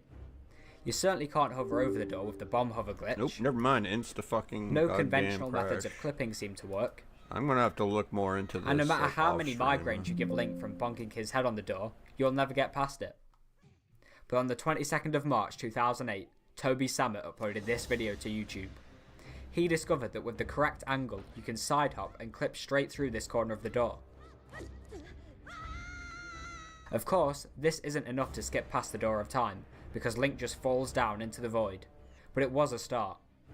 Over the following days, the OOT community was frantically looking for a way to use this to skip past the door.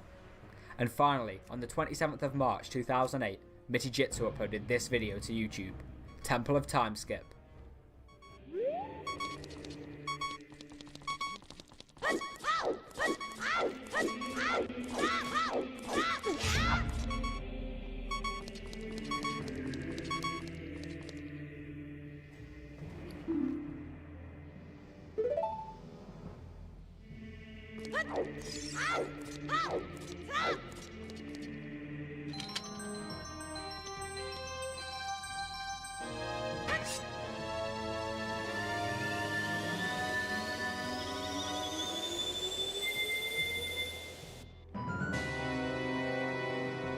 I must say that of all the glitches we've seen so far, this one makes me question that 99 rating the most.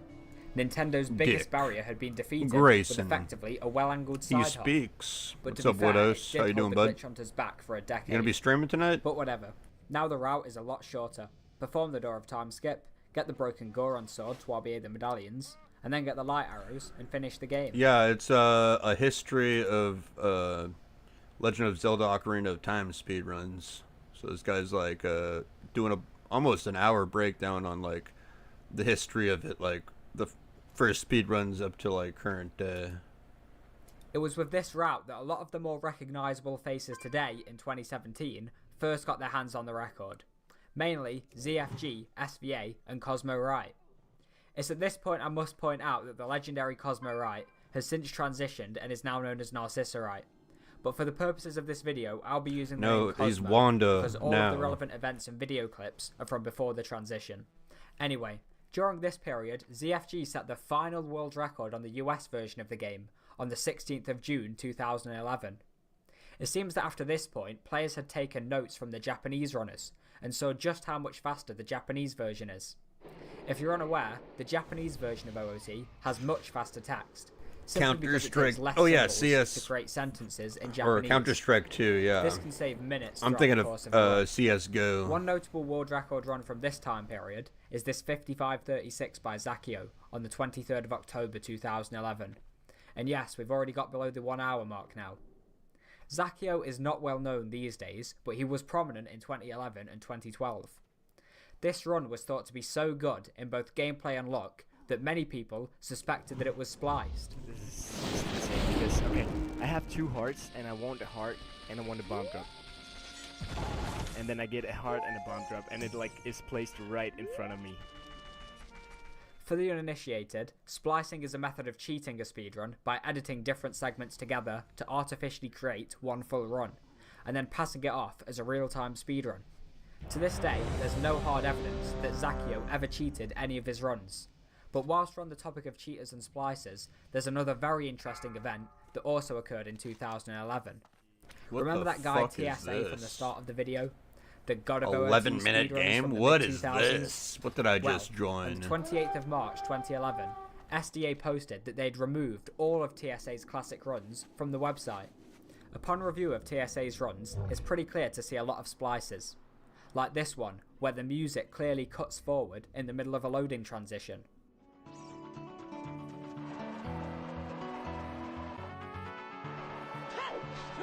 The little rat. In fact, there are so many splices throughout TSA's runs that they fall apart like a cheap suit under a bit of scrutiny. But according to SDA, the verifiers of those runs couldn't have been reasonably expected to catch the cheating. Not sure if I can agree with that one, but either way, SDA's big verified no cheating definitely doesn't seem to be as credible as the capital letters would suggest. By the way, if you want to learn more about cheating in speedrunning, make sure to check out the previous video on my channel. So, with all of these big skips now in the run, was it possible to break the game any further? Well, I'm sure you can guess the answer to that. On the 8th of February 2012, Zakio achieved a 54:02 run. This would be the final record ever set with the reverse bottle adventure route, as a new major discovery was lurking just around the corner.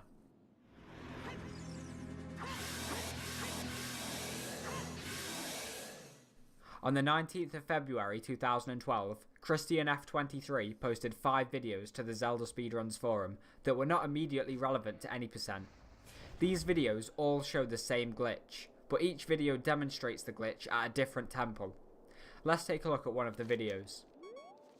This video begins with Christian at the very end of the water temple. He's next to the blue warp that warps Link outside of the dungeon after you've completed it. Usually, you lose control of Link as soon as you step into the warp, but Christian doesn't just step in the normal way. As you can see, he backflips. In midair, he then presses C down to activate the bottle, followed by B to activate the sword. This triggers a glitch called Ocarina items, or OI, which makes Link play his sword as if it were the Ocarina. When you perform OI on a blue warp, you can maintain control of Link even after the warp is trying to take you away. Christian takes advantage of this. He pulls a bomb and dies at the same time as the warp tries to take him away. When he respawns, he has successfully skipped the cutscene that usually plays after entering a blue warp. But Christian posted 4 other videos of him showing the same glitch in other dungeons, right? Let's check some of them out. Here's the Shadow Temple version. He performs a Y on the warp, dies at the same time it tries to take him away, and successfully skips the cutscene. Alright, one more, this time the Fire Temple. He performs a Y on the warp, dies at the same time it tries to take him away, and successfully skips the... Wait, what?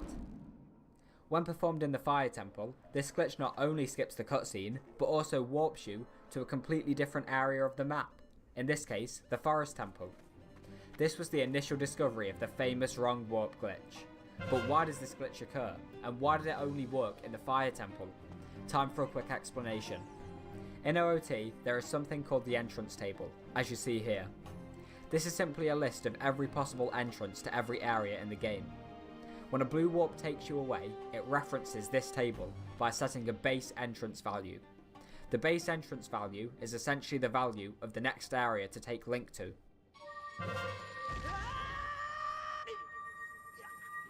But when you die, the base entrance value is overwritten with the value of your respawn destination, which is at the start of the dungeon. So, by dying at the same time a warp takes you away, you overwrite the base entrance value that the warp set, and skip the cutscene. So, what makes the Fire Temple any different from other temples? What makes it trigger the wrong warp glitch, rather than just another cutscene skip? The Fire Temple's blue warp wants to take you to Kakariko Village, so it sets the base entrance value for Kakariko Village. But in this case, the game doesn't just want to take you to Kakariko. It wants to take you to a special version of Kakariko that is specially designed for the cutscene that will play there. In order to do this, the game sets another value, called the scene setup value. In the Fire Temple, this value is 7. These two values add together to create one final value, which is where Link will warp to. In the case of the Fire Temple, this is the special version of Kakariko Village, designed to play this cutscene. Now let's put this all together and look at what happens when you perform the wrong warp.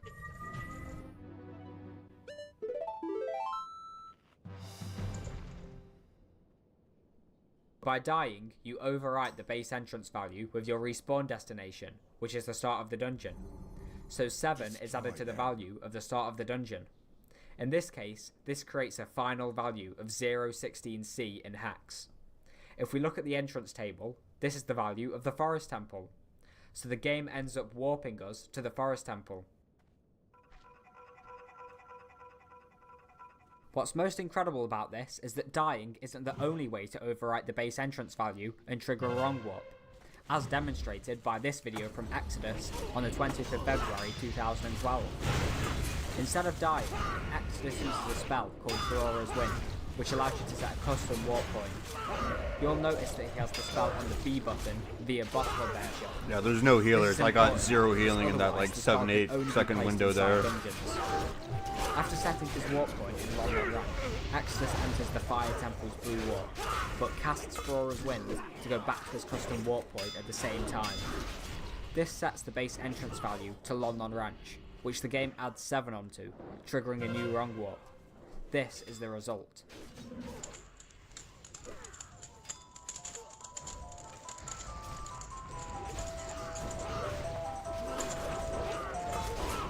A wrong warp directly into the credits, putting out the final major bottleneck, the light arrows. Finally, this game seemed completely solved. When this was found, I'm sure Akrite was bashing his skull against the wall, because he came tantalisingly close to discovering this 3.5 years earlier. Here's a video from Akrite from the 27th of December 2008. If only he had bothered to test this in the Fire Temple, he would have discovered wrong warping way back then. But oh well. ZFG led the charge to optimise the game with this new route. Here's a clip from the end of his 51-53 run, set 2 days after the initial credits warp discovery, but using a modified method found by Sockfolder. As you can see, he performs the credits warp from Dodongo's Cavern rather than the Fire Temple. It turns out that the 3 child functions can also be used for wrong warping, because they too set the scene setup value. Now, I'm sure some people out there will be skeptical about this whole credits warp thing. Is it really beating the game if you just warp directly into the credits? You don't even need to see the final boss. These issues were being discussed back then in 2012. Ultimately, the credits warp was accepted as a valid method of beating the game, but not everyone fully agreed. However, these disagreements would not need to last long. People have been saying for many years that they think OOT is finally solved. No doubt many people were thinking that at the time of the credits warp discovery, but it couldn't be further from the truth. The full potential of the wrong warp was yet to be discovered. In mid-April 2012, RobDog was looking through the entrance table when 2 very interesting entries caught his attention, 252 and 256. 252 is the Deku Tree basement, part of the first dungeon in the game. It refers to this door, which is in the very same room as the Blue Warp. The next entry, 256, is the Tower Collapse interior, part of the final dungeon in the game. As previously mentioned, the Deku Tree is capable of wrong warping, so theoretically you could enter this door and the game would add on the necessary value to hit the Tower Collapse interior. This theory was tested by Sockfolder, and sure enough, it worked. Doing this is even faster than the credits warp. You don't even need to become Adult Link at all with this route. On the 14th of April 2012, ZFG became the first person to complete a full run of OOT without ever becoming an adult, using this new wrong warp. I got it. Here we go. One concern about this wrong warp is that by using it you skip collecting the Master Sword, which is required to deal the final blow to Ganon. But luckily enough, Ganon knocks the Master Sword out of your hand at the start of the fight, despite never actually obtaining it, and then you can pick it up to deal the final blow. And now I have the actual Master Sword as child. And with the adult links, oh, done. That was like 35-12. The very first beating Ocarina of Time as child on console without cheats, ever. The fact that you're given the Master Sword like this is so much of a coincidence, and so perfect for the heavily glitched route, that it almost feels like it was by design. As a matter of fact, so does the entrance table containing the first and last dungeon right next to each other. If this didn't happen, purely by chance, the wrong warp glitch to Ganon's castle never would have worked. Anyway, looking back at the graphic, I'm not even going to bother updating this old one, let's just bring a new one in. It now looks more like this. All you need is to collect a bottle and then go to the Deku Tree so that you can use it to perform the wrong warp. After wrong warping, you need to go through the Tower Collapse sequence, which takes a few minutes, and then beat the final boss. By this point, the game had been absolutely destroyed, and the race was on to optimise the category. One perceptive player called Choco Pop-Tart seized his opportunity to quickly claim a free world record, and he secured his place in OOT history. But he was promptly beaten again by ZFG on the same day. ZFG then traded the record with SVA,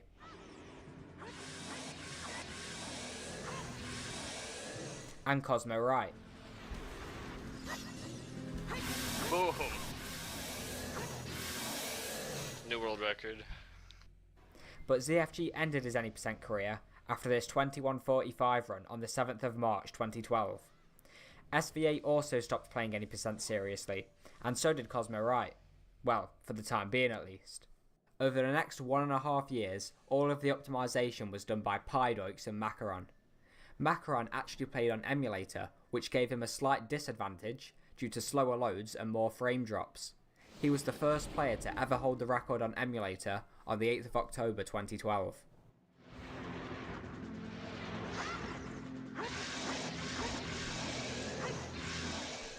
During the following period, 2 more glitches were found that made significant changes to the route, but also made it significantly harder.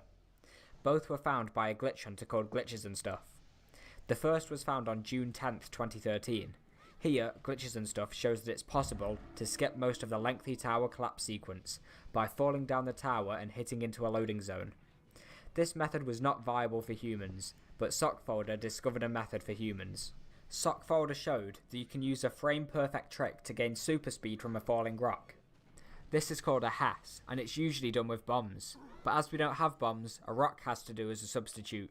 Correct angle and positioning, you can then clip through the railing and fall down into the loading zone below, saving close to 2 minutes.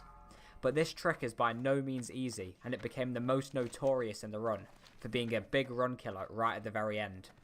This trick is known as Void Warp, because you void out at the same frame as hitting the loading zone, which is why Link appears out of bounds after the loading transition.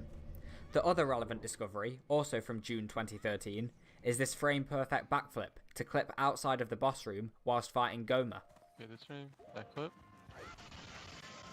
Okay, get to the bottom. This strategy skips some backtracking, but it takes a lot longer to kill Goma.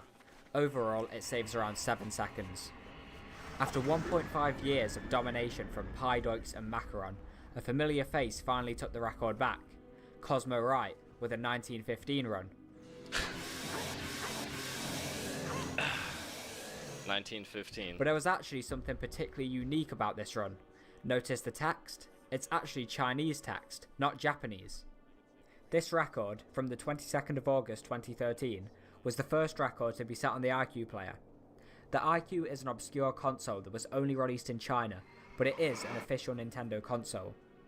Alec Kermit was the first player to bring this system to the attention of speedrunners in 2011. He found that the iQ's Chinese text is even faster than Japanese text, and that also, the iQ has far less FPS slowdown in intensive areas. Cosmo was the first runner to make the money investment into the iQ, as well as the time investment required to take the record with it. He estimated that the iQ saved around 13 seconds over the Wii Virtual Console. However, the game was not yet that optimized that the iQ was required to take the record. This was demonstrated by a Virtual Console player, Skater82297, when he took his first untied record on the 19th of February 2014.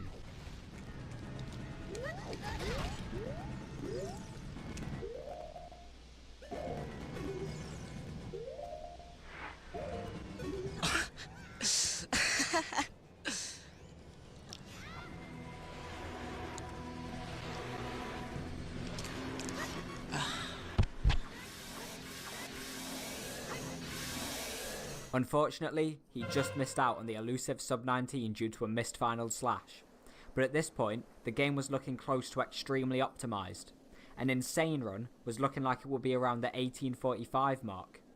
And in early 2014, during a drunk stream, Cosmo Wright let his fans know that he had his eyes on the insane time. Ocarina of Time, I will go for the fucking 1845.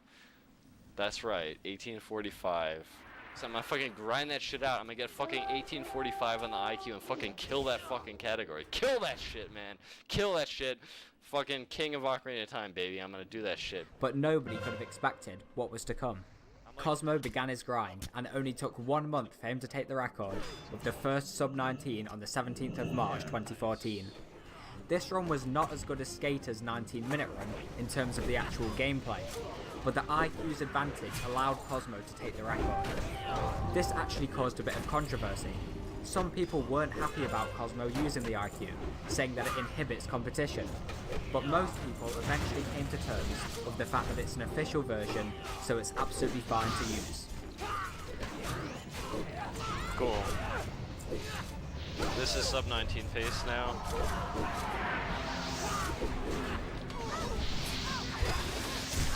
Alright, 1856. I can save 5 seconds escape. I can save 6 seconds Kakariko. I can save 2 seconds Goma. Actually, maybe more. And not much else. So I want to still get under 1845. 13 seconds to save and not much else, he said. But is that true? Cue the next week of optimizations. On March 25th, 2014, Bluebyblah uploaded this video. He showed a humanly viable method to skip past Mido, who usually requires the sword and shield to get past, as well as a lengthy conversation. 6 days How the later, fuck did on I the pull 31st that? of March, Like, what? GCTK24 I wasn't even close. uploaded a very interesting That's video some showing a bullshit. new any percent route that had been theorized. The route would make use of Mido skip to skip collecting the sword entirely until the very end. He estimated this to save 6 seconds, which actually turned out to be a bit more, but the requirement of the difficult Mido skip and a few other changes made this route much harder. And speaking of things that made the route much harder, there was another strategy also developed in early 2014, which Cosmo Wright mentioned in his Drunk Speedrun Plans video shown earlier. If in any random direction, which is based on the falling rock, I'm going to figure out exactly what the percent chance is that you can do an no setup Hess into the corner to hit the loading zone. I'm going to figure out the percent chance of that happening, which would save a lot of time. And I'll kind of take the percent chance of that actually working versus the amount of time it would save, and I would kind of like weigh it against, like, see if it's actually worth it and see if I want to actually roll the dice. And if I actually want to roll the dice, then I'm gonna fucking grind out those fucking runs, man. I'm gonna get the fucking 1845. This is the trick that Cosmo was talking about, demonstrated by Skater on the 7th of March 2014. He performs a super slide from the very top of the tower, slides all the way down and hits the Void Warp, sparing no time for a lengthy setup. I'll lower the volume because there's a lot of screaming in typical Skater fashion.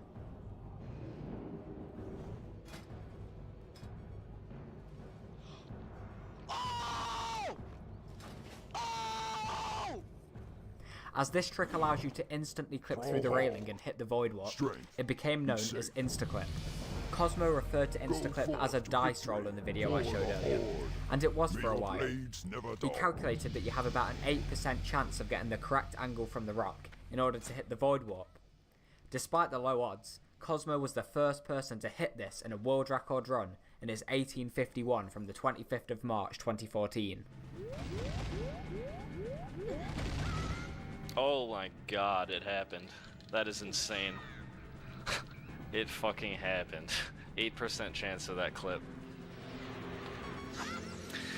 But Skater developed a consistent setup for Instaclip. It involves targeting and untargeting Zelda on the correct frames while sliding down the tower.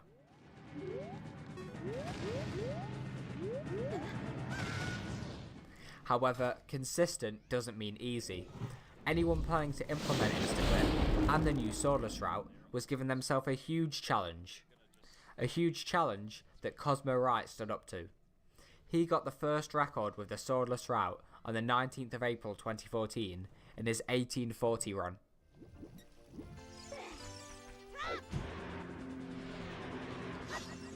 $18.40 on the dot. His next record put Skater's Instaclip setup to use, putting any doubts to rest about the viability of the difficult strategy. This might work. Oh, baby.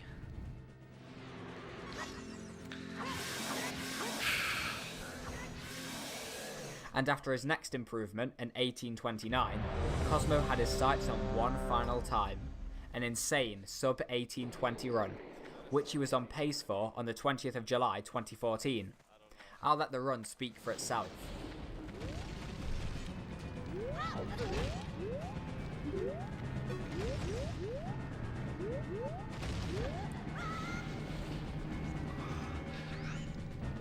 Oh my fucking god, dude!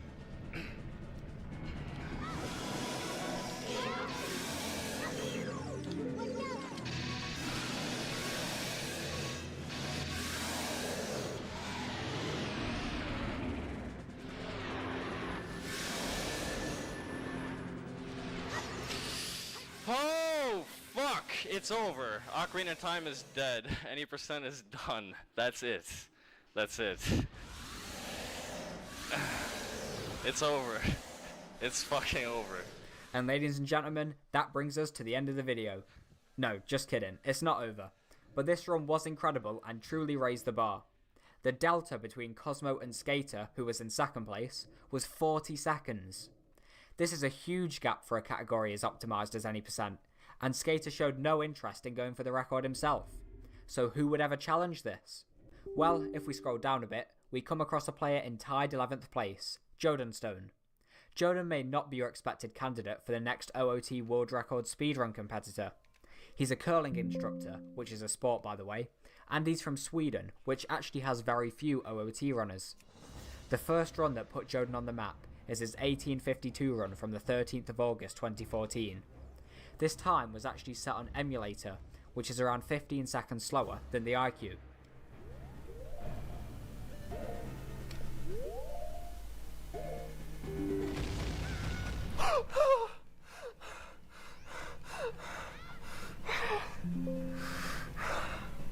Got it.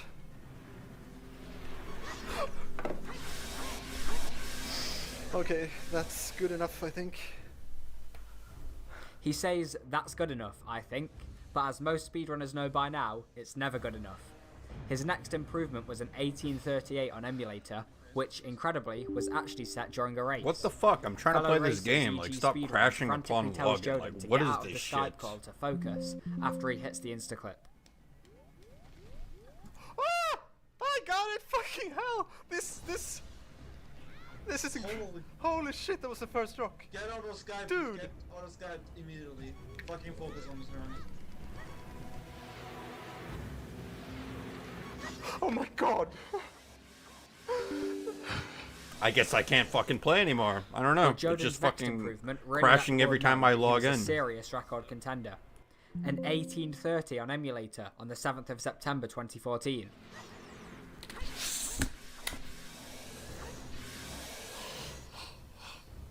After this point, Joden decided to purchase an IQ so he could start hunting the record. Over countless hours and thousands of attempts, he gradually lowered his time. Of course, there were many heartbreaking failures on the way to the top.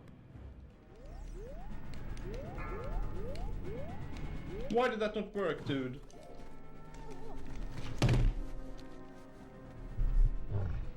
The fuck, that was it, dude. That was it. But Joden's Twitch audience grew rapidly over this period. Countless people came in to witness the one person who seemed capable of beating Cosmo. He could finally celebrate and relax when in the early hours of the morning on the 2nd of January 2015, Joden had this run.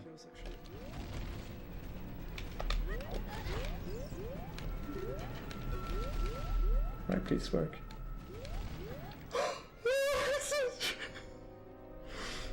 I got it, dude.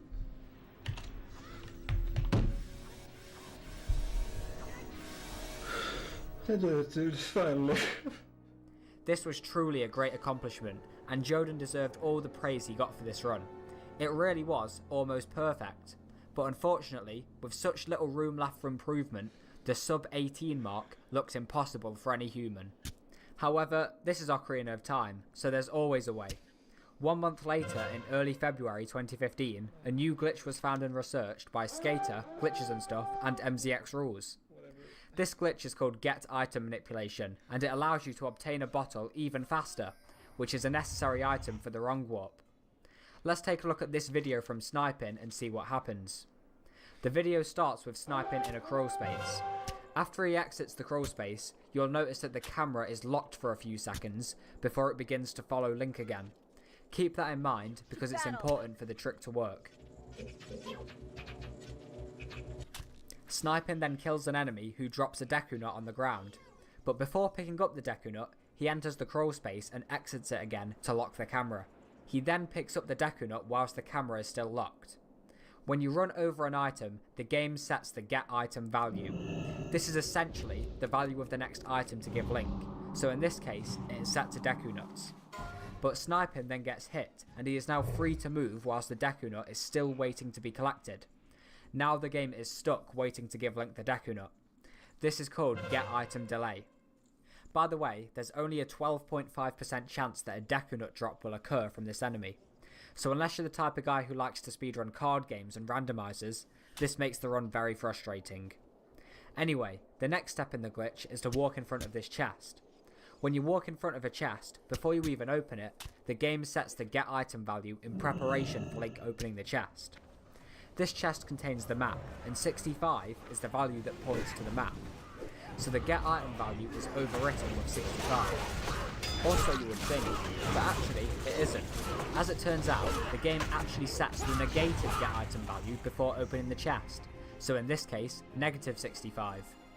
After the chest is opened, the value is then corrected and set to positive again, giving you the correct item. But we don't have to open the chest and give the game an opportunity to correct the value. The final step is to jump down into the water, which cancels get item delay and gives Link whatever item is currently stored in the get item value. In this case, it's negative 65. When the game looks up negative 65, it finds a bottle with blue potion, which is then added to Link's inventory. This is the fastest method of getting a bottle in the game, and with some optimization it saved around 30 seconds. But this glitch actually causes the IQ version to crash. Finally, the Chinese could stop meddling with OOT speedrunning affairs. Back to the Wii Virtual Console. With the new glitch, Joden was the first person to ever achieve sub 18 with his 1755 run on the 16th of March 2015. 1755. And by this time, Guinness actually took interest in Joden and asked him to appear in their 2016 Gamers Edition book. They had him do a photo shoot wearing a Link cosplay for the book. Unfortunately, by the time Guinness released their book in September of 2015, Joden's record was obsolete. He had already been beaten by Skater, who held the record with a 1745 from the 10th of July. Yes, dude! There it is! And by the way, Guinness, Runner Guy beat you to that Link cosplay thing back at AGDQ 2013. Anyway, it would now be a long time until anybody challenged Skater again, 11 months to be exact, likely because of the aggravating luck factor introduced by get item manipulation, which surely put people off the category. But during this time, a new up-and-coming runner named Torji was grinding his time down, and his first record was a 1742 on the 11th of June 2016.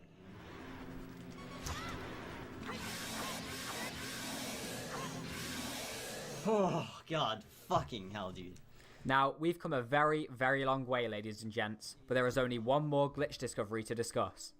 The following glitch was developed by Skater in July of 2016. It's simply a better method of performing the get item delay glitch that I explained earlier. Let's take a look at this video from Baker. The first step is to perform a Vine clip to clip out of bounds.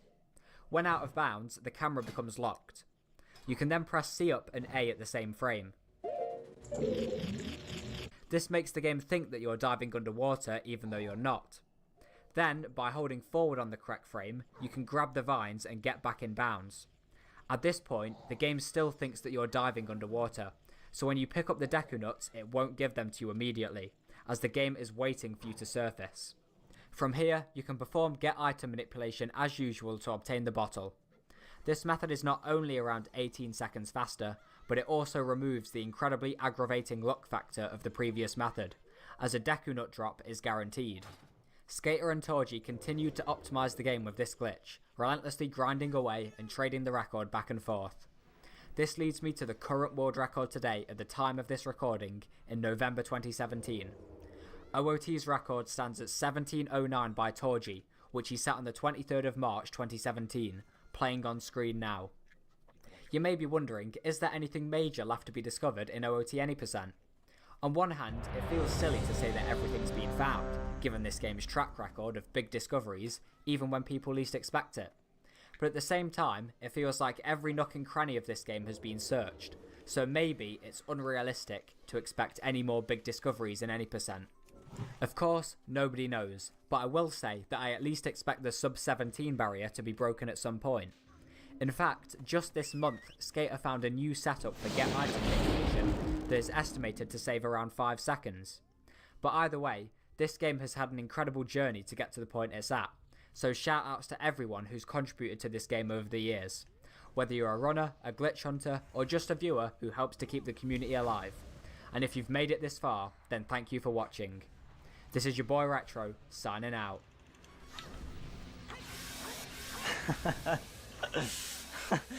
Oh, that's 1709. Probably 1709.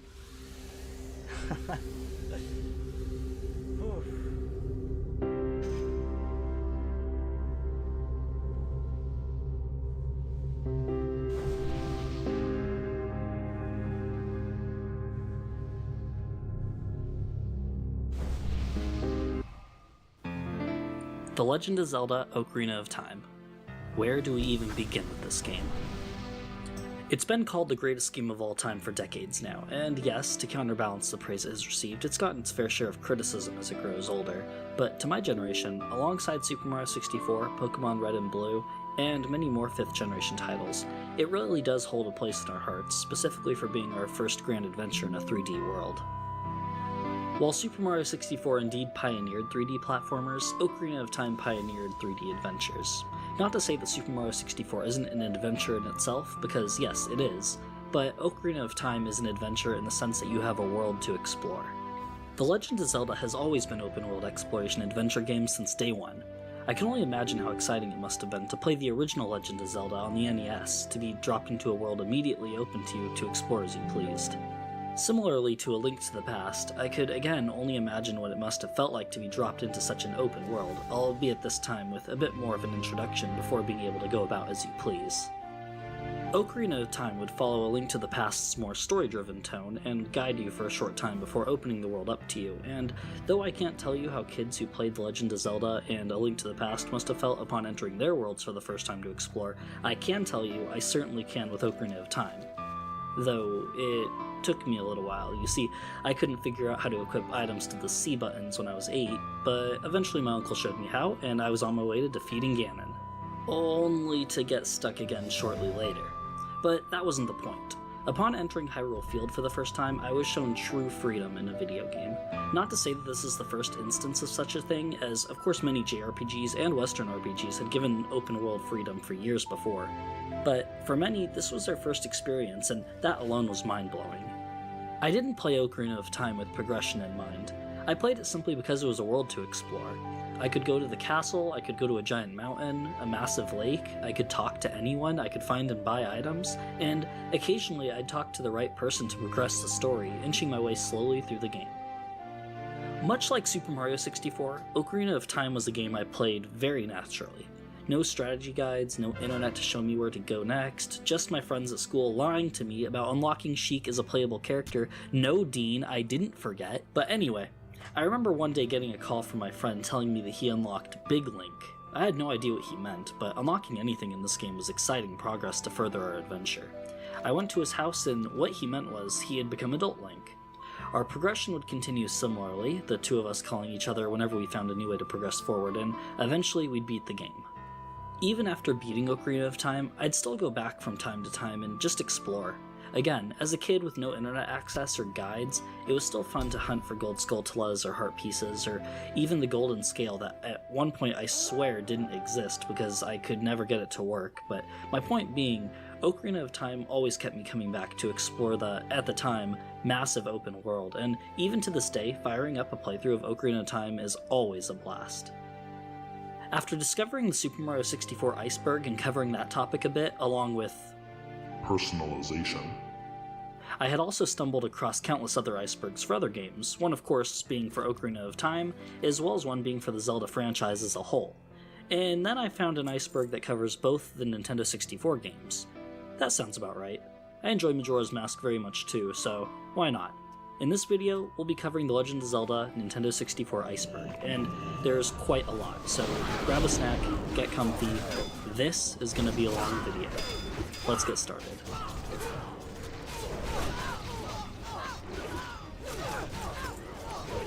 Secret rupees.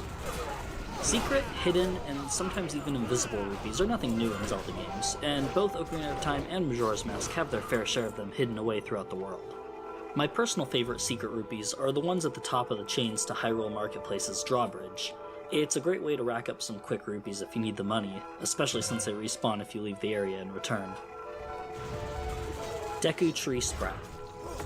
Upon completion of the Forest Temple, and after speaking with Soraya in the Chamber of the Sages, Link will be transported in front of the Great Deku Tree and will notice a tiny sprout poking out of the ground. Upon examination, the Deku Tree Sprout will burst out of the ground, catching Link off guard. Many theories exist about the Deku Tree Sprout, which lead into further Zelda titles, such as him becoming the Deku Tree in Wind Waker. Furthermore, it's also speculated that he's a reincarnation of the Great Deku Tree, which is what me and my friends used to think. In regards to the Deku Tree Sprout becoming the Deku Tree in Wind Waker, the tree does speak Hylian and also recognizes Link's green outfit, that being what triggered him to start speaking Hylian in the first place, so makes sense to me. Deku Butler's son.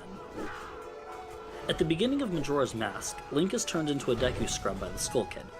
As Tattle and Link continue their pursuit of the Skull Kid, they come across a hollowed Deku shell. Upon examination, Tattle also says that it resembles Link. Later, upon completion of the Woodfall Temple, the Deku Butler will ask Link to meet him at the cave outside the palace. Once there, the Butler will ask Link to follow him. The Deku Butler will then pass through a labyrinth and Link must follow closely in order to not lose him in the many twisting corridors. After completing this task, the Butler will comment on how Link reminds him of his son, further lending credence to the theory that the soul that was taken and placed within the Deku Mask was, in fact, the Deku Butler's son. Lastly, during the end credits, the Deku Butler is seen kneeling before the hollowed Deku shell, seemingly trembling in sadness. All of this seems to be a pretty open and shut case in regards to this being fact. It's pretty much all but confirmed by Nintendo themselves throughout the narrative. The Fourth Day. A very odd glitch in Majora's Mask that allows the game to be played past its 3-day limit. To perform the glitch, go to the Astral Observatory on the 3rd day. While looking through the telescope, wait for about a second to spare and immediately hit the B button to stop looking. You'll start a conversation with the old man. As soon as the conversation's done, immediately hit A to speak with him again, as you only have about a second left on the clock. Now it'll be only milliseconds. Ask him to look through the telescope again and quickly exit the telescope as soon as you're looking through it. If you timed it correctly, you'll start talking to the old man, and the clock at the bottom of the screen will now be gone. From here, very strange things occur. Skull Kid will be atop the clock tower that will be in the position it's supposed to be at the end of the game. If you zoom in on him, strangely, it'll perform the cutscene that makes the moon tear drop, but Skull Kid will be doing the animation that he does when he's bringing the moon down. Also, the moon is incredibly far up in the sky, so far that it's almost hard to see. If you go to the Scarecrow and perform the dance with him, transporting you to the dawn of the next day, you'll be shown the screen Dawn of a New Day, which of course is the screen that's shown average, after you like beat the 2-3 game people during watching the on final YouTube. cutscene. All 2-3 inhabitants on of Clocktown Twitch. and seemingly the rest of Termina will be missing, except for a few, such as the Happy Mask Salesman and of course the old man in the observatory. If you hit a gossip stone that's supposed to tell you how much time is remaining, it'll show you a glitched amount of remaining time. There doesn't seem to be any real benefit to performing this glitch, as again, many NPCs aren't present, but it's still fun to mess around with. Boy in the Graveyard. Similarly to the story of the family during the Big Goron Sword quest, another family with a bit of a story going on is that of the boy in the graveyard, his father, that's the guard to the gate at Death Mountain, and his mother, who's never seen but speaks to Link through the door of their home. When speaking to the boy while wearing the Keaton mask, he exclaims that he told his father that he wanted one just like that, the guard of course being the one that Link sells it to during the quest. This boy, however, seems to have a fascination with Dampy and the scarier side of the graveyard. When you speak to him wearing the spooky mask, he forgets all about the Keaton mask and buys it from Link. The reason for the boy being on the iceberg, however, I believe is because after the 7-year time skip, we have no idea what happens to him or his family. His house is now the bazaar, and any trace of him, his father guarding the gate, or his mother are gone. It's rumored that the boy became the Poe collector that makes his shop in the room just past the drawbridge to Hyrule Marketplace, where all the pots used to be. General beliefs for this theory are that the Poe collector carries a stick similarly to the child, as well as the fact that, given he was obsessed with spooky things, it makes sense for him to become a Poe collector. I personally find it a bit on the weak side, as his way of speaking, especially referring to Link as young man, and his demeanor don't really seem to match the age or mannerisms of the child, even if he was aged up 7 years, but hey, a lot can happen in those years, so I guess it's still a possibility. Maybe the mask that Link sold him was cursed and caused him to age rapidly or something. Who knows? Ghost Hunter. Continuing from the last point, this is further speculation about who the Poe Collector could actually be. Outside from it being the Graveyard Boy, it's also speculated that it could be the very guard that inhabited the room 7 years prior. As Kid Link, if you speak to the guard during the day, he'll say, "Man, I'm so bored. Things would sure be more interesting if there were more troubles in the world." And speaking to him at night would prompt him to say, "Man, I'm so tired. The night watch is so boring. I wish some ghosts would come out or something." This interest in troubles occurring throughout the world and in ghosts has led many to believe that this guard may very well be the same person as the Poe Collector. I think this theory is very plausible, and given his thoughts on the world, maybe he surrendered himself to Ganondorf during the siege. Nintendo 64 DD, Lost Concepts, and Ura Zelda. The Nintendo 64 DD was an add-on for the Nintendo 64 console that used a proprietary disc format, capable of holding much more data than a standard Nintendo 64 cartridge. It also brought online connectivity to the Nintendo 64, allowing for gamers to download special features in certain games, and much more.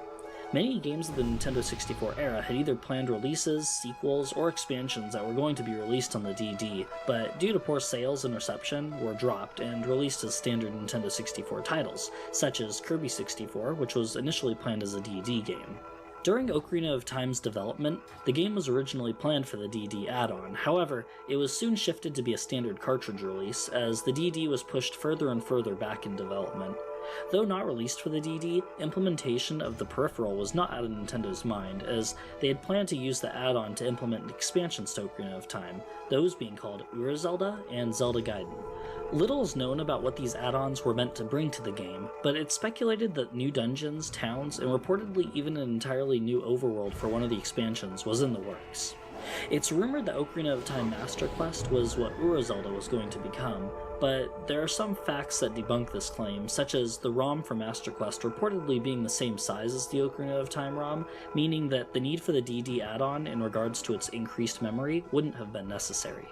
There's a lot more about Ura Zelda and Zelda Gaiden, but really, those could be talked about for hours, so for now, I'll just leave it at that. Mario Cameo. The Mario cameo can be referring to a couple different things. It could be as vague as Talon and Ingo resembling Mario and Luigi, or possibly the inclusion of the Super Mario portraits in the Zelda Castle Courtyard featuring Mario, Luigi, Bowser, Yoshi, and Peach. Also, there's the Mario mask on the Happy Mask salesman's bag in Majora's Mask. There's also the Composer brothers, who some think are a nod to Mario and Luigi, since they each wear red and green and both have mustaches. Lastly, though this part of the iceberg specifically says Mario cameo, the last Super Mario reference I can think of, though not Mario himself, is the Bowser brooch that Malon and Talon both wear. From my research, there doesn't seem to be any further Mario cameos in the 64 games, so it must be one of these. Mario 64 shared concepts and ideas. As we talked about in the Super Mario 64 Iceberg video, the town shown for Wet Dry World heavily resembles the beta town design seen in early Zelda 64 images and footage, most notably the door texture used in Super Mario 64 looking identical. What this point in the iceberg could be referring to is that, in an Iwata Asks interview, Shigeru Miyamoto said that early on, Ocarina of Time was going to take place entirely in Ganondorf's castle, acting as a hub area, with different rooms branching off, leading to different challenges and adventures, sort of like Princess Peach's castle in Super Mario 64. Iron Knuckles are Gerudo thieves. During the Spirit Temple, eventually you'll fight an Iron Knuckle that, upon defeat, will have its armor fall away, revealing Nabooru, who was under Twin Rova's brainwashing spell to fight Link. Damn. Interestingly enough, however, if you manipulate the camera on any other Iron Knuckle in the game, including the ones in Ganon's castle, you'll see that the model of Nabooru is inside them. Whether or not this was just asset saving, which, I mean, it probably was, but just for the sake of ease and the idea that all Iron Knuckles are brainwashed Gerudo is a good theory, and an explanation for console limitations is always welcome in my book, so I'm 100% on board with this theory. R-Wings. The R-Wing is the signature ship used in the Star Fox franchise by Fox McCloud and his team. In Ocarina of Time, it's possible via Game Shark to spawn an R-Wing into the game that flies around and acts as an enemy.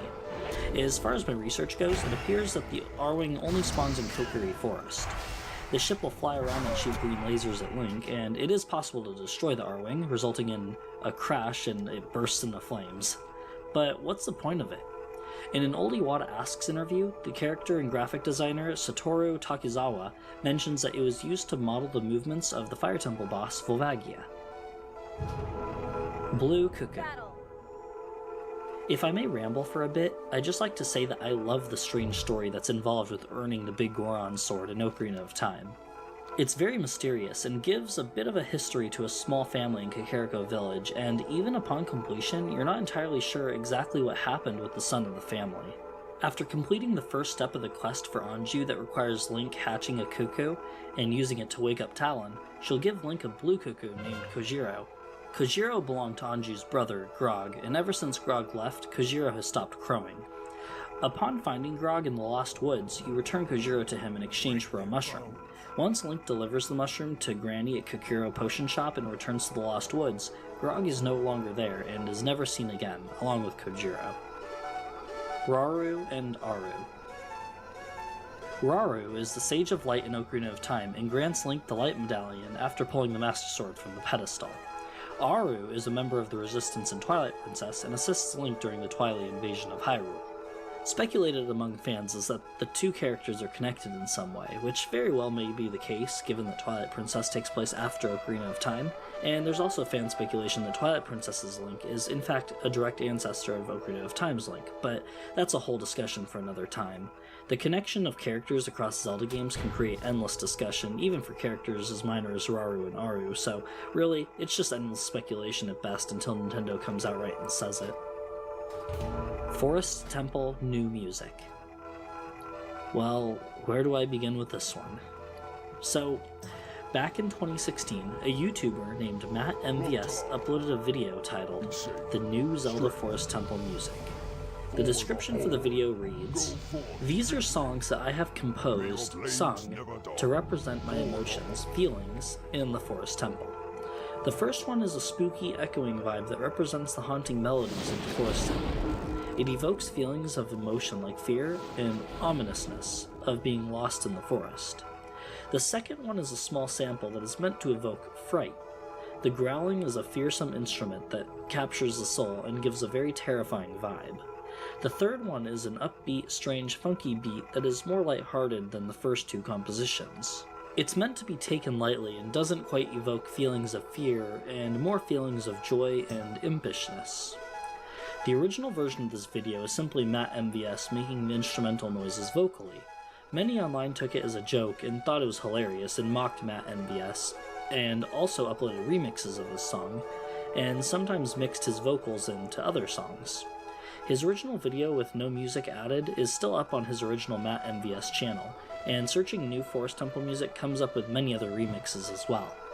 Now, I'm not going to lie, to say it's musically decent or anything is, well, you know.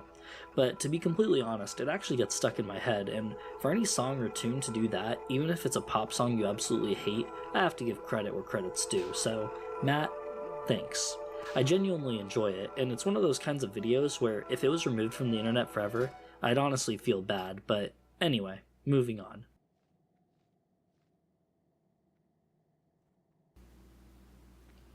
L is real in Dodongo Cavern.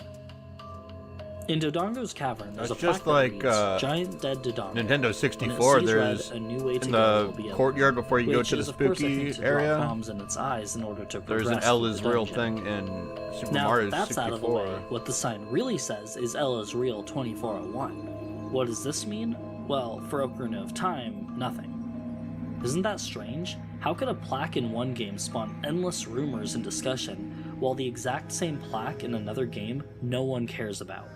Well, I figured it out. If you collect 2,401 rupees and talk to Malon, Ingo will appear and challenge Link to a race around Hyrule Field. If you win, he'll say, well, if you think you're so fast, how about you challenge a real Speed King? And you'll have to race the Running Man, only this time it's actually possible to win, but you must reach the goal in under 20 seconds, but it's possible. Trust me, try it, I did it. Upon beating him, he'll give you a bottle full of lava that you then take to Link the Goron, who will trade it to you for a green hat. The green hat can't be equipped, and it's very obviously Luigi's hat from Super Mario. Take the hat back to Ingo, and he'll claim, what? You found my hat. You'll then put it on, and a blinding flash of light will appear, similar to when Sheik throws a Deku Nut, and Luigi will be standing there. You can now play as Luigi, who can jump really high, throw fireballs, 100% confirmed. Like, comment, and subscribe. Cuckoo in Observatory. A quick and easy one. Simply put, there's a cuckoo in a cage in the observatory in Majora's Mask. If you attack it, it won't call for other cuckoos, I assume because of your location. Why it's here is a mystery, but I always do love hearing the cuckoo upon entering the observatory. Running Man. The Running Man is a character that appears in Ocarina of Time after Link has become an adult for the first time, and his model is also used as the mailman in Majora's Mask. As Kid Link, he's seen running around Hyrule Field, and is the one you saw the bunny hood to, completing the Happy Mask Salesman side quest. As an adult, you can find him inside the carpenter's tent, outside the entrance to Gerudo's fortress next to the bridge.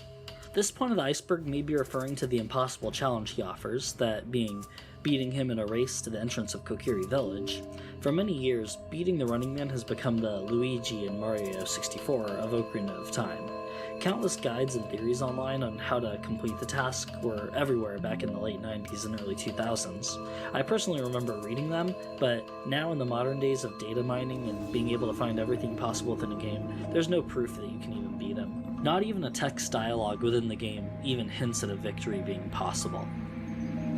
Kakariko Archery Blindfolded. Not entirely sure what this could be about, or why it's on the iceberg. My best guess is that it's referring to some speedrunners completing the Kakariko archery game blindfolded, which is certainly cool, but why it's a point on the iceberg is a mystery to me, but there you go. Navi Diving. Navi Diving is a speedrunning technique that requires Navi having a dialogue option available. By doing some very specific inputs near deep water that Kid Link normally can't swim deep enough to reach, by activating a Navi dialogue at a specific time while performing this glitch, Link will drop to the bottom of the water and stand speaking to Navi. After the dialogue is over, the game will realize Link's underwater and allow him to swim, only now you'll be much deeper than Link can normally dive without a silver or gold scale. Windmill Grave Connection. I've always found this strange as a kid. Upon completion of Dampy's race and winning the hookshot, a block of time blocks your path, and Link must play the Song of Time to remove it. Once it's clear, you make your way up a staircase from the crypt, only to come out inside the windmill room. I don't understand why these two areas would be connected, and it's kinda creepy in a way. Not really sure what it's all about, but I've always thought it was really strange. House of Skulltula. This house always creeped me out as a kid. The Skulltula house is located in Kakariko Village and is home to a family that has been cursed, reportedly because of their greed. For killing and collecting 10, 20, 30, 40, 50, and 100 gold Skulltulas, Link will lift the curse of each family member one by one. Upon collecting 100 tokens, Link will be able to collect as many huge rupees as he wants, basically giving him infinite rupees. Why this is on the iceberg is up in the air to me, but personally I've always wondered what exactly it was that cursed them anyway. I mean, it says they're greed, but I mean, is that it? Just another mystery of Kakariko Village. Oh, and one more thing. If you've noticed, I jump between saying Kakariko and Kakariko Village. I don't really know what the right pronunciation is for it. I just kind of say it however I say it at the time. So I might say Kakariko at one point and then Kakariko the next, so just expect that. Adult Link Mask. Shown in some early screenshots of Majora's Mask, it appears at one time there was an Adult Link Mask in the game. Functionally, it's unsure what this mask was used for, possibly allowing Kid Link to turn into Adult Link in Majora's Mask. Given that it's using the Ocarina of Time engine, that would certainly be possible, and fans have already put a working adult mask in the game, but many, including myself, think that this would simply be a placeholder for the Fierce Deity mask. While an Adult Link mask would have been cool, especially if you could use it at any time, anywhere, I do love the uniqueness of the Fierce Deity mask. I, along with most everyone else, just wish that it was possible to use it anywhere without glitches or cheats. Since you've already beaten the game, it makes no sense why you can't, but oh well. Malon Wife. In Ocarina of Time, there are many hints at a possible future relationship between Malon and Link. Talon, Malon's father, jokes about Link marrying her. A gossip stone, when spoken to with the Mask of Truth, says that Malon dreams of a knight in shining armor to come and sweep her off her feet someday. And Malon generally always being happy around Link, though this could just be circumstantial. Furthermore, in Twilight Princess, Link, who is confirmed to be a descendant of the Link from Ocarina of Time via Hyrule Historia, lives and works on a ranch and knows Epona's song, leading many to believe that while this Link is confirmed the descendant of Ocarina of Time Link, he's also the descendant of Malon, who Link potentially would have married.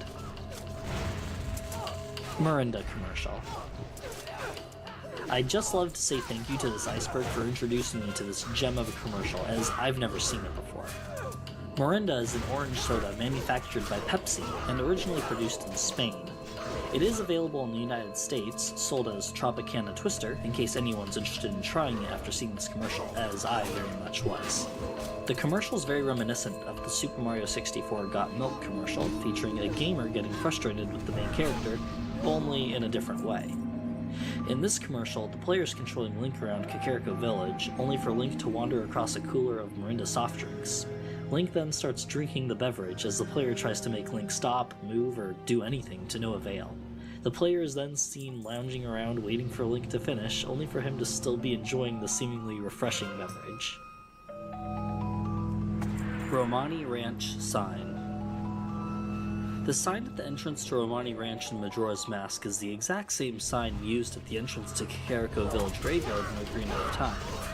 Even stranger is that the sign in Japanese says, "Welcome to Kakariko Village," which makes it even more odd.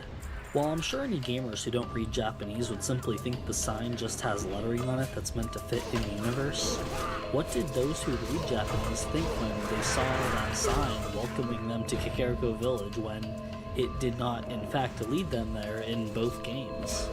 This sign was changed in the 3DS remake, but still, it's a very strange thing to have been left in Majora's Mask because it's not Kakariko Village, and in Ocarina of Time because it's the graveyard, not the village.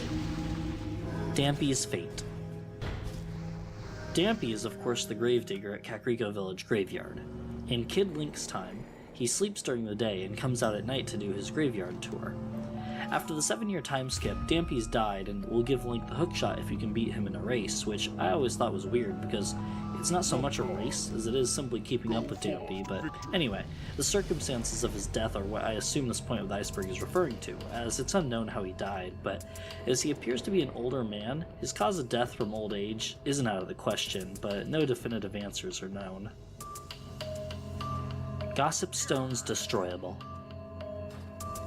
While it's not necessarily possible to outright destroy a Gossip Stone, the closest you can get is making it launch into the sky like a rocket by using an explosion from a bomb or a bomb shoe. The Gossip Stone doesn't explode or is destroyed, however, as it simply flies away until it's no longer visible. Other unique interactions with the Gossip Stones include hitting it with the Megaton Hammer, flattening it, only for the Gossip Stone to spring back to its normal shape. Shooting it with a fire arrow or Din's Fire will make the Gossip Stone spin rapidly, stretch, and then return to its normal shape. Playing any Ocarina song that aren't warp songs will summon a fairy. If you play the Song of Storms, it'll summon a large fairy, and striking it with your sword will result in the Gossip Stone telling the player the time in the game. Unreachable Heart Piece.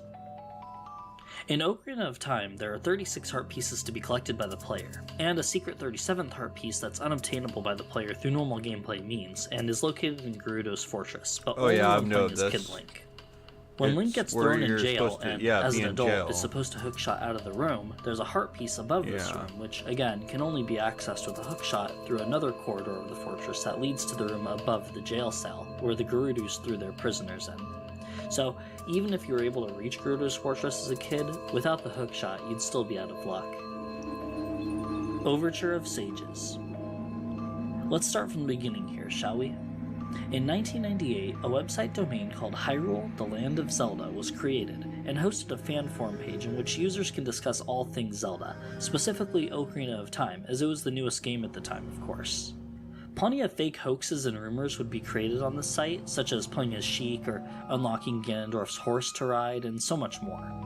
One theory, however, that many gamers believe to be true, due to early images from Nintendo showing such, was Link being able to obtain the Triforce. Early images from Nintendo themselves show Link obtaining the item, and furthermore, in the pause screen encircled by the medallions is the Triforce, but hollowed out. As we all know, before obtaining each medallion, each space that they'd fill is hollow beforehand, leading many to believe that just as obtaining the medallions filled in those spots, it must be possible to obtain the Triforce too. This sent many people on wild goose chases, doing some of the most ridiculous tasks trying to unlock the Triforce, and of course led many people to create fake methods to obtain the Triforce. One of these, however, went way further than any other and hit a level of believability that is now infamous among early Nintendo 64 enthusiasts. A user by the name The Triforce Guy is credited as starting the first major Triforce hoax back in 1998 on the site, but in 1999, a user named Ariana Almondas claimed to have found the Triforce, only this time they had pictures to back up their claim. This was 1999, so doctoring game images was nowhere near as simple as it is today, so to say that these were convincing would be an understatement. These looked downright official. Almost. Upon first posting the pictures, Zelda websites and other gaming news sites went absolutely crazy. Things weren't like they were nowadays. I mean, back then, news on the internet wasn't heavily fact-checked or anything, so this was making front pages all over. Until someone noticed something. In the screenshot for the Overture of Sages image, Link's sword is sheathed backwards, and that shattered any credibility Ariana had, since it wouldn't make sense since the text that reads, "Link played the Overture of Sages," isn't backwards. Either way, this was a fascinating time to be a gamer, as rumors like these were present in nearly every video game. The internet in those early days wasn't regulated with fact-checking, and so many sites were run by fans, they'd post Luigi and Super Mario 64 stuff all day. And back then, no one can really prove you wrong if the challenge is legitimately too hard to even do. And to reminisce a bit, if you don't mind, I remember around this time going on supercheats.com, which I'm not sure if at the time they were entirely fan-run, where anyone could upload anything, but I remember the Super Smash Bros. Page having just endless methods to unlocking the most ridiculous characters from Goku to Sonic. I had a feeling they were fake, but even so, a lot of the challenges offered in the supposed ways to unlock these characters seemed fun, so sometimes I'd attempt them.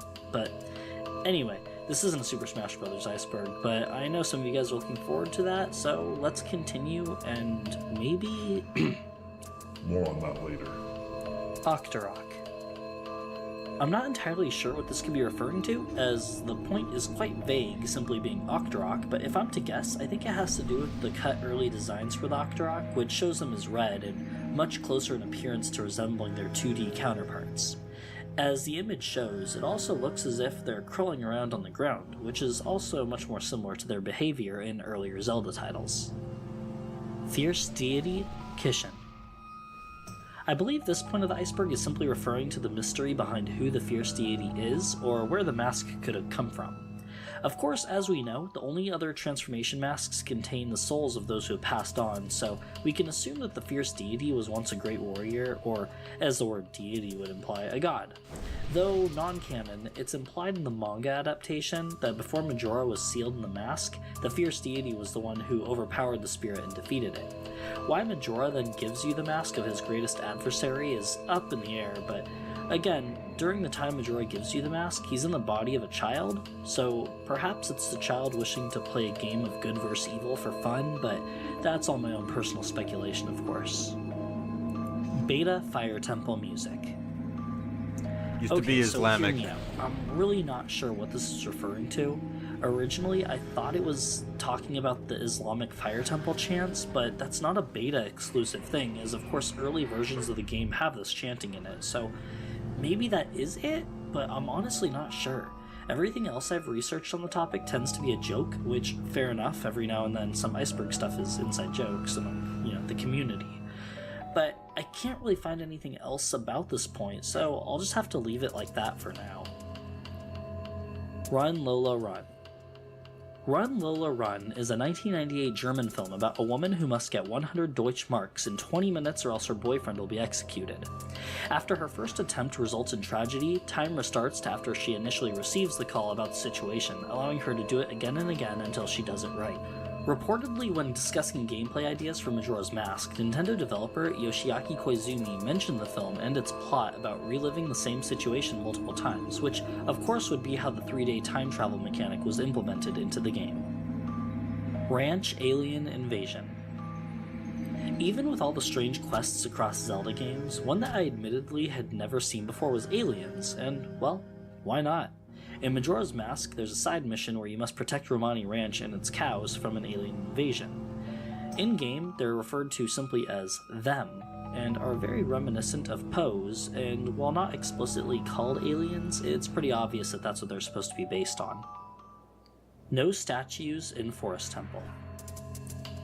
Among the 5 temples in the game, the Forest Temple is the only one that doesn't have a recurring statue throughout its design.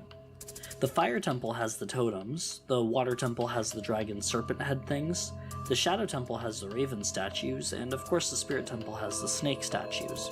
Nothing like this occurs anywhere in the Forest Temple, which is quite strange, and further connects it to the theory we'll be discussing soon about the Forest Temple possibly having another use in its history. Gerudo Race gone after Ocarina of Time and Majora's Mask. This point refers to the fact that in the games that follow Ocarina of Time and Majora's Mask, at least as far as Hyrule Historia's timeline is concerned, no games in those timelines have Gerudo in them. Even with Twilight Princess taking place seemingly centuries after Majora's Mask and having a Gerudo desert, the Gerudo people do not appear in this game at all, nor do they appear in the next chronological game, Four Swords. So, who knows, maybe they somehow went extinct? Sakon killed by Link. In Majora's Mask, during the night of the first day, an old lady will pass through North Clocktown with a bag of bombs for her shop. Before she passes, Sakon can be seen waiting nearby suspiciously. As the old lady makes her way through, Sakon will steal the bag, and it's up to Link to stop him. In most circumstances, the player will swing their sword to stop him, which will make him drop the bag as he makes his escape. However, if the player were to take out their bow and shoot Sakon instead, he explodes along with the bag. Now, again, normally when you slash him with your sword, he simply drops the bag and will run around until he exits Clocktown, but in this instance, he straight up is just gone. Furthermore, despite Link successfully stopping Sakon, he, however, does not get the bag back for the old lady, so doing this doesn't get Link any reward. After doing this, Sakon doesn't appear anywhere else in the game, lending to the theory that he does indeed die, and I mean, if you need any more proof of him vanishing after exploding from a massive bag of bombs exploding on him, but I mean, there you go. Link can actually murder a person, so that's pretty crazy. Forest Temple is Hyrule Castle. This refers to a fan theory that the Forest Temple was long ago the original Hyrule Castle. From what we're given in the story of Ocarina of Time, or at the very least what the player can draw a conclusion to, the other temples in the game all serve a purpose within their world, or have descriptions to give meaning to their place within the game. For example, the Shadow Temple being a prison and torture chamber used by the Sheikah to punish enemies of the royal family, and so on. Even more vague temples like the Fire Temple can at least be theorized on a bit more clearly, that it was possibly a mine, or maybe even a jail given how many cells are within, but the Forest Temple is entirely a mystery. There isn't much text within the game that gives any hint at the history of it, nor does its location or what those have to say about it hint to any real theories, which is where the fans come in, of course.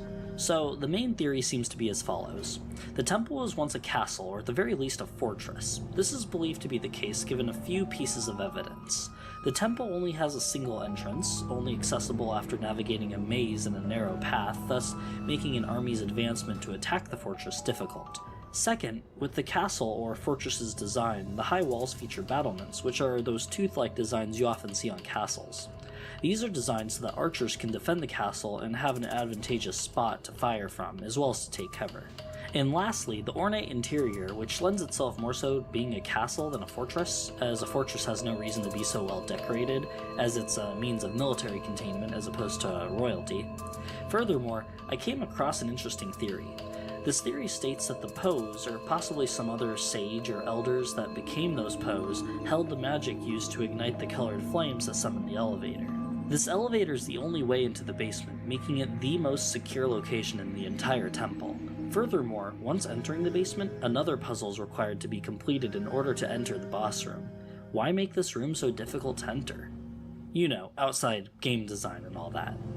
I'm talking strictly in-universe. Well, the boss room, some have said, strongly resembles not only the Temple of Time's Master Sword Chamber, but also the Chamber of Sages itself, with a Triforce in the center and 6 triangles surrounding it, possibly representing the sages.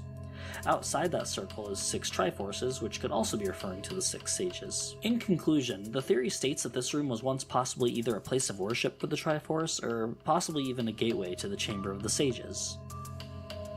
Burning down Deku. I'm pretty sure this is referring to a fan theory that says Link is the reason the Great Deku Tree died after burning all the spiderwebs within. It caused a fire to spread, killing the tree. I definitely don't think this is true, as obviously the fire doesn't spread after the webs are destroyed, and I'm pretty certain it's implied that the effects of the curse had taken their toll despite Link defeating Queen Goma. It was simply just too late. If this is not what the point of the iceberg is referring to, then I'm really not sure, but it's what I found in my research. Earth and Wind Temple. Originally planned to be part of the full game, but scrapped due to limited space on the cartridge, the Earth and Wind Temple were most likely to be held off and implemented later into Ura Zelda, which would later release on the Nintendo 64 DD, but of course this would get scrapped entirely with the death of the Nintendo 64 DD. Ganon's Horse. After Link acquires the 3 spiritual stones and makes his way to the Temple of Time, Zelda and Impa quickly flee the castle on horseback, barely escaping from Ganondorf, who rides out after them. A gossip stone in the game reveals that his horse is a Gerudo stallion, which makes sense given Ganondorf's past as a member of the Gerudo, being the first male born among them in 100 years. After this scene, the horse is never seen again, unless you count Phantom Ganon's horse, which we'll get into, as this theory goes a bit deep in regards to the fate of this horse. In one theory, it's assumed that in the 7-year time skip at some point, the horse must have died, evidence for this being that Ingo mentions planning on giving Ganondorf Epona, only to lose the horse to Link in a bet. Whether or not this is because anything happened to Ganondorf's horse is a mystery, of course. Another theory brings us to Phantom Ganon, as I had previously mentioned. This theory is that either Ganondorf simply had his horse stay with Phantom Ganon and is killed by Link during the fight, that Ganondorf made a doppelganger of his horse as well for Phantom Ganon, or that upon his horse's death, he reanimates it as a spirit to assist Phantom Ganon. Either way, the ultimate fate of the horse is unknown, as it's never seen again, unless of course it was with Phantom Ganon. Fado. I never realized this before, but after doing the research, it's quite evident how unique Fado is among the other Kokiri characters. She's one of the few Kokiri to have a unique design, not based off a generic template, and there's a running rumor that she was going to be the Sage of the Wind Temple that of course was ultimately never implemented. She also seems to spend a lot of time in the Lost Woods, and is the one who gives the player the Poacher's Saw after you return from the potion shop in Kakariko Village with the mushroom potion, and she demands to be given to her since it used mushrooms that were taken from the forest.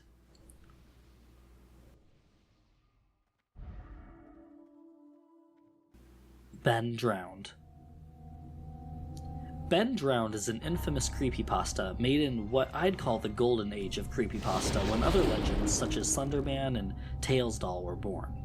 Created by Alex Hall under the alias Jeducible, it tells the story of a gamer who, while building up his Nintendo 64 collection, acquires a very strange copy of Majora's Mask that appears to be haunted by the spirit of a deceased child named Ben, who, as the title implies, died from drowning. The first arc is the most interesting and mysterious, as it's really just about Ben and Jeducible's interactions with the game and Ben himself. Then it starts to get crazy when a cult known as the Moon Children gets involved, and so on. It's really funny how early on so many people believed this story and thought it was real, or at the very least, this guy had a really messed up copy of the game that was glitching like crazy, but either way, it has certainly left its mark on internet horror. Shark. In Ocarina of Time, at the Lake Hylia Lakeside Laboratory, if you use the iron boots to sink into the pool of water, you'll find a shark behind bars at the very bottom. While nowadays it's easy to believe that the shark is just there as decoration, it's still kind of a strange addition. Regardless of something being added to a game as a joke, people often forget the implication of such an action. Adding anything to a game, despite it being a joke, does make it canon in that universe, so yes, maybe I'm overthinking it a bit, but there's a shark at the bottom of this pool. Why? As a kid, a stupid kid I might add, I was somehow at least able to comprehend that the shark was in fact a 2D texture, and not a model, so I knew it wasn't going to attack or anything, but I still tried to make it do something, to no avail.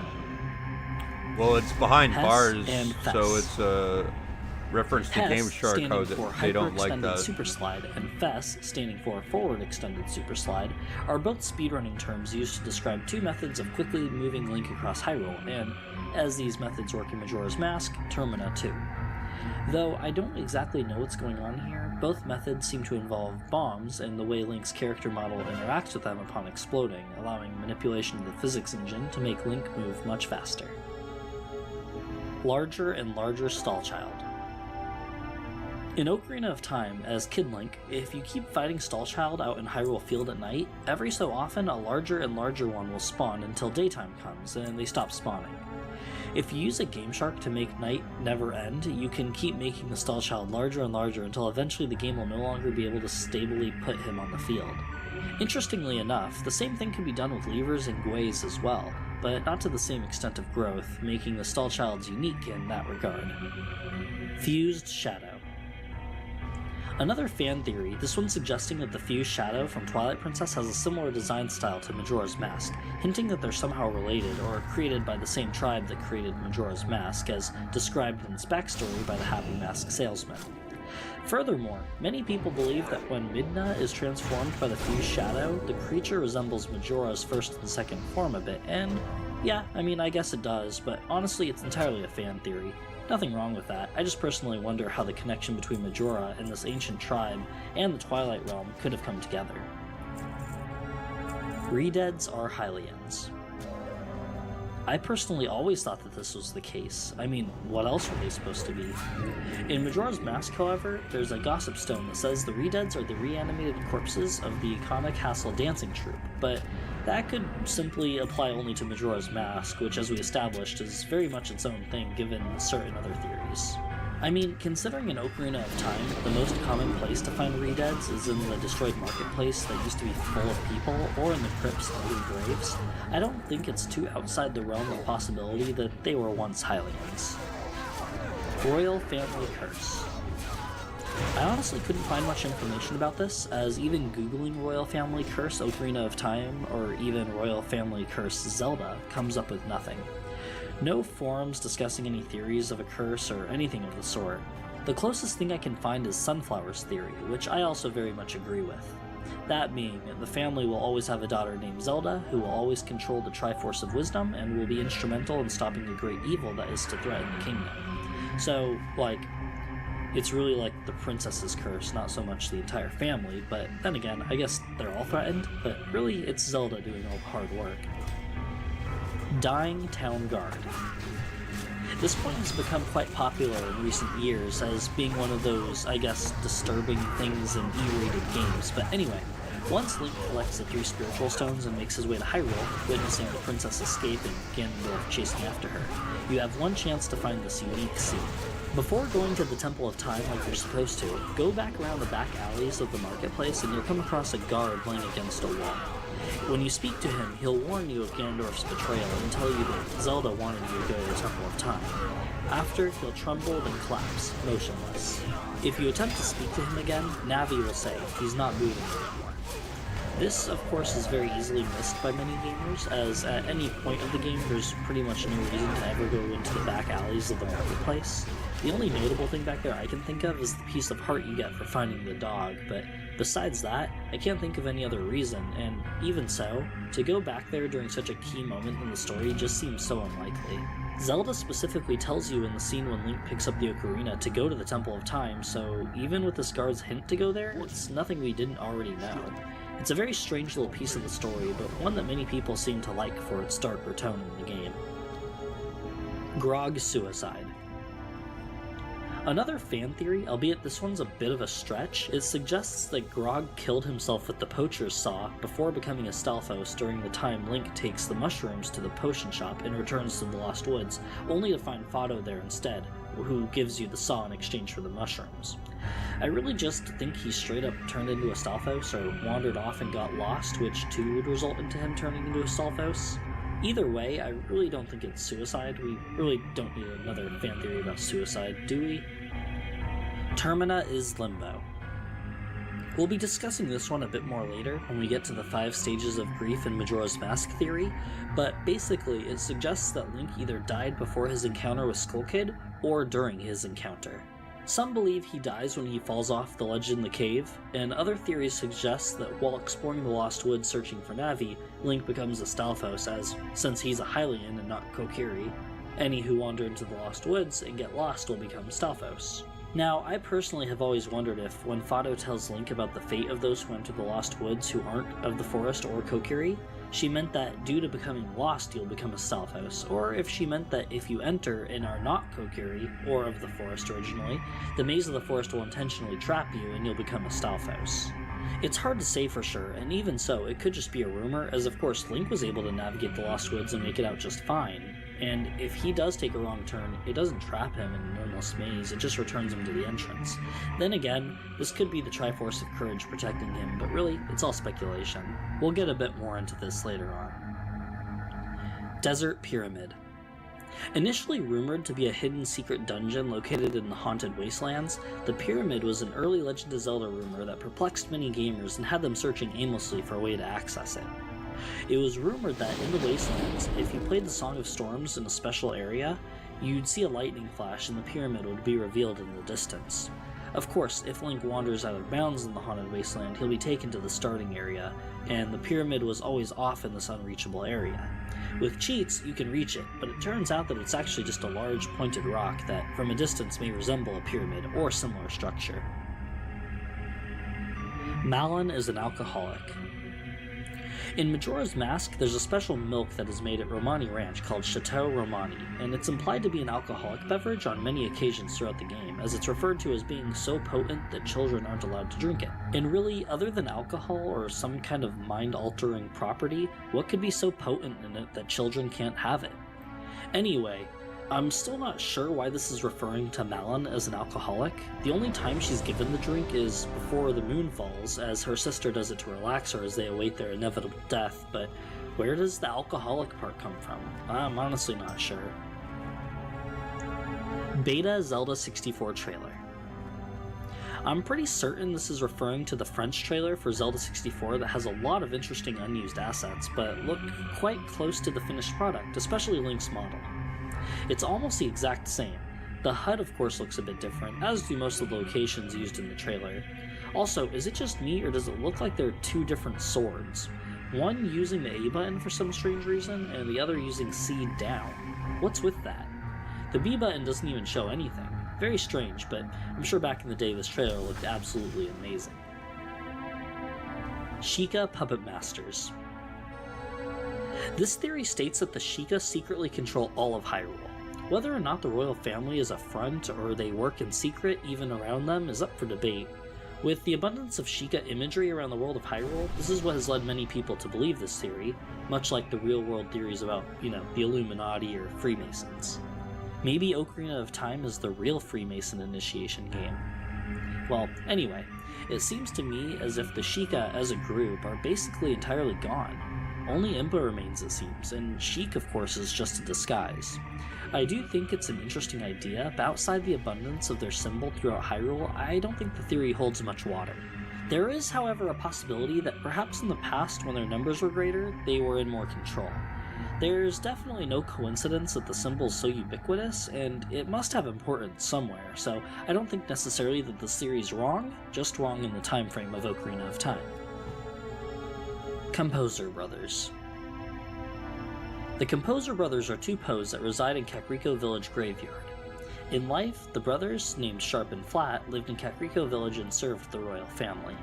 Both considered accomplished musicians and composers, it seems they were also scholars as well, at least to some degree, as they were also on a personal research mission analyzing the seemingly hereditary powers of the royal family.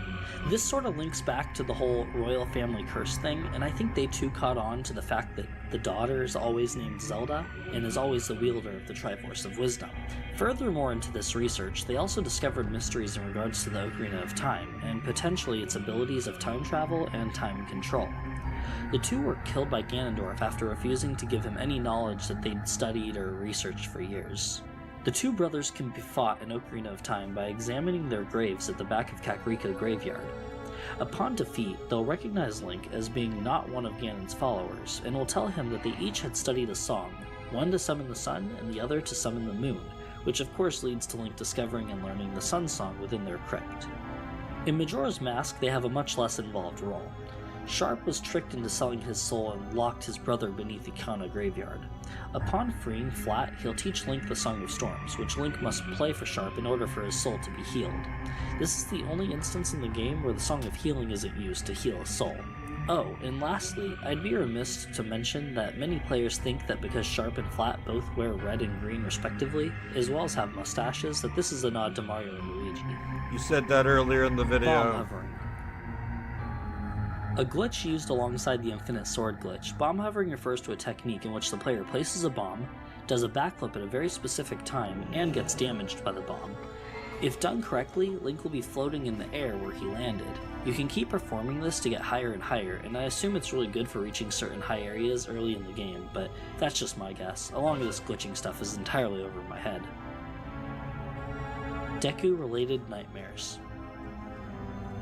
While I'm not 100% positive, I'm about 99% positive that this is referring to developer and director Eiji Onuma, and the fact that, due to overwhelming stress during development of Majora's Mask, he suffered from many nightmares, one of which involved being chased by Deku. The following day, the scene director showed him the scene in which Link turns into a Deku, which is very nightmarish, showing him surrounded by many Deku and a large Deku chasing him. Ocarina items. Another speedrunning glitch, this one allows Link to use items in place of the Ocarina, most notably a bottle. As most of the speedrunning stuff for Zelda is a bit over my head, describing the steps to perform this glitch are a bit over my head as well, but there seems to be plenty of videos demonstrating it on YouTube if you're curious to check that out. Archery Guy Easter egg. A quick and easy one, this refers to a little gag that occurs if Link goes to the Kakariko Village shooting gallery, pays to start the game, and then proceeds to not fire a single arrow. The owner will simply say, "Alright, you don't have to play if you don't want to," and will repeat this line anytime you try talking to him, not allowing you to play anymore, unless you leave and come back. Sword Beam Attack. Every Zelda game before Ocarina of Time featured a beam attack where generally when Link had full health, he'd be able to fire a beam from his sword as he swung it. It's unfortunate that it was removed from Ocarina of Time, as I personally think it would have been a lot of fun to play around with, but oh well. One of the ROM hacks that I played had it like the for Ocarina of Time or Majora's Mask. It had like the sword beam with full HP. Anywhere, then our beams could be used everywhere. Oh, some fucking retard pulled everything. God damn it. In Ocarina of Time, the Great Cataclysm happens during Link's 7-year time skip, and is what's responsible for the now destroyed world that meets Link upon his return. Many citizens of Hyrule have been killed, cities and towns are now nothing more than a shell of what they once were, and some destroyed completely. Ganondorf, who, through Link's opening of the Sacred Realm, now holds the Triforce of Power and is using it across the land to wreak havoc and destruction on all who oppose him, while seeking out the other two pieces of the Triforce. Timeline Split. Referring to the theory that when Link defeated Ganon and went back to his childhood, two timelines were created.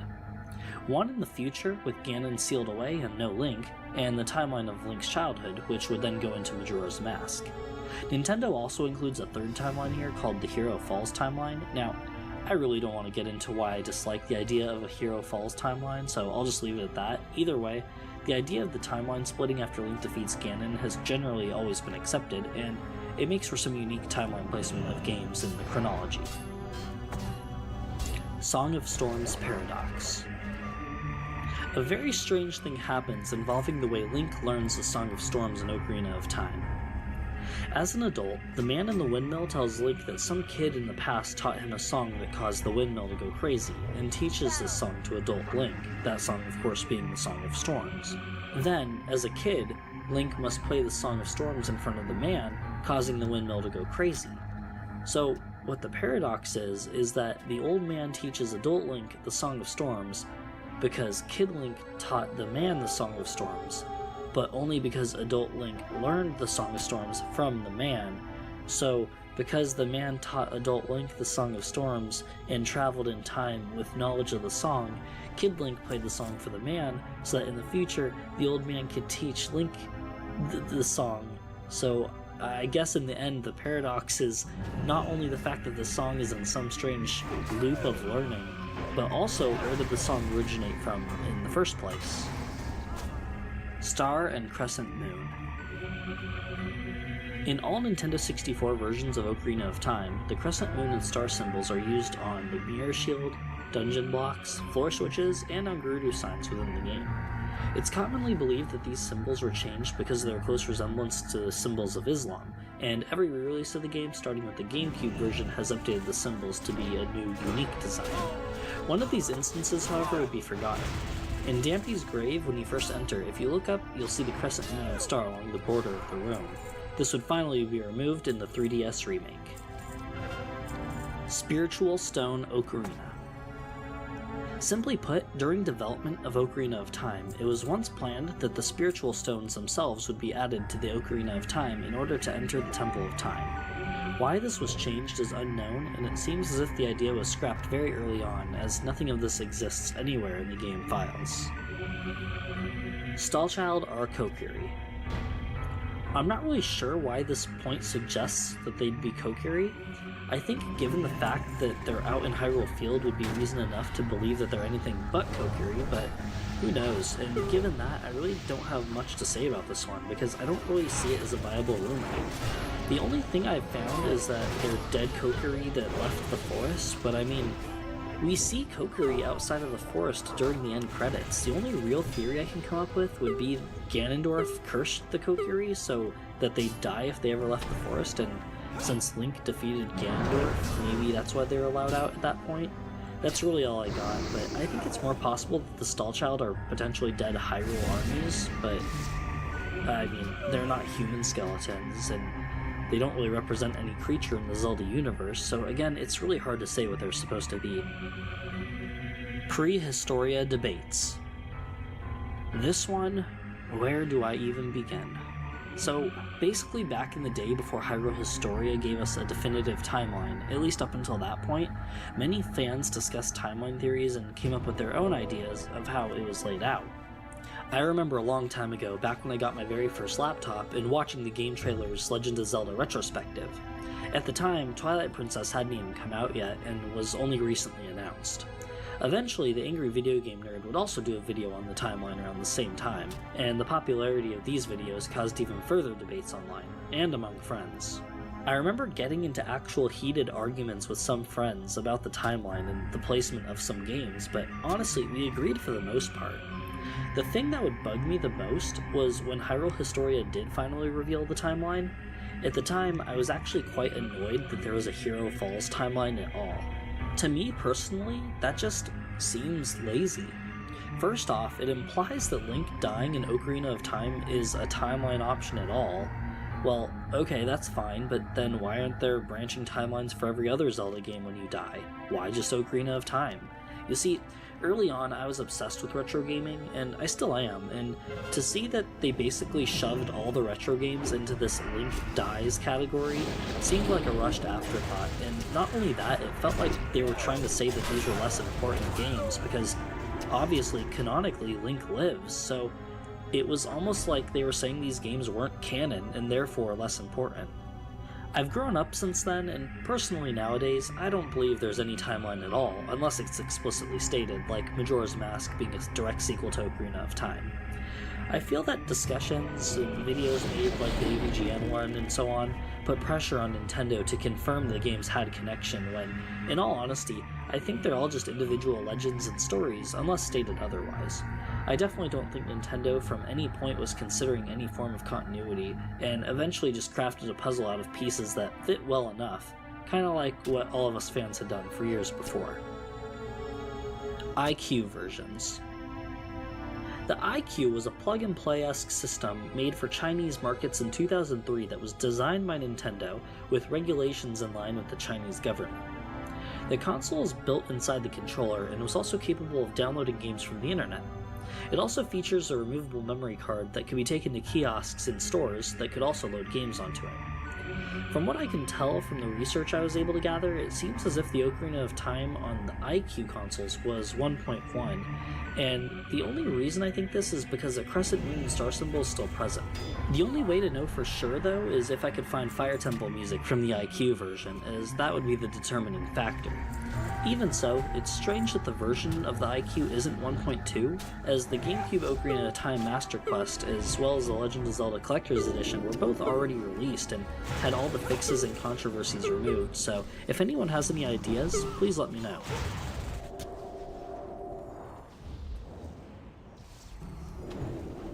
Lens of Truth Unintended Locations. Of all the points on the iceberg, I've done the most research on this one and was most curious about it, only to come up empty-handed. At least I think so. I attempted to find any instances of the Lens of Truth showing things in areas that you aren't expected to use it or have it at that point, like in the Deku Tree, or maybe by using a Game Shark to go back to the beginning area of Majora's Mask before Link enters the lower clock town of Termina and gets forever closed off from that area, but again, no luck at all, so I'm really not sure what this point is referring to, and it sucks because, very similarly to the Super Mario 64 iceberg video, the one point I was most interested in on this iceberg was this point, and my research has led to nothing. Oh well. The Hall of Time. Similarly to what I mentioned in the Super Mario 64 videos, Ocarina of Time also had many assets and secrets revealed when the IQ leak happened back in 2020. One location that stuck out to many was what appears to be a long hallway in a style similar to the Temple of Time. This has been dubbed the Hall of Time. Whether it was initially meant to be the original design for the temple, or its own location, aren't entirely known. Since this entry is so short, I'll include what else was found in the IQ leak. A few new enemies were found, such as the Alpha Slime, the original Okay, Octaron, that was good. and something called the Iron Didn't Neck, get me though. as well as an Fucking early version Rogue of the Distract Wallmaster enemy with a actually different got me design, for once. and an Alpha Skeleton that looks like an early version of Astolphos. The larger Kokiri Forest beta area was found as well, which we'll talk about soon, and quite a few high-resolution textures of some of the items on the item select screen, which is really cool to see in such detail.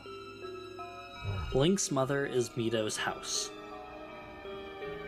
The backstory of Link in Ocarina of Time isn't delved into too much, outside a few lines of dialogue from the Deku Tree sapling after completing the Forest Temple.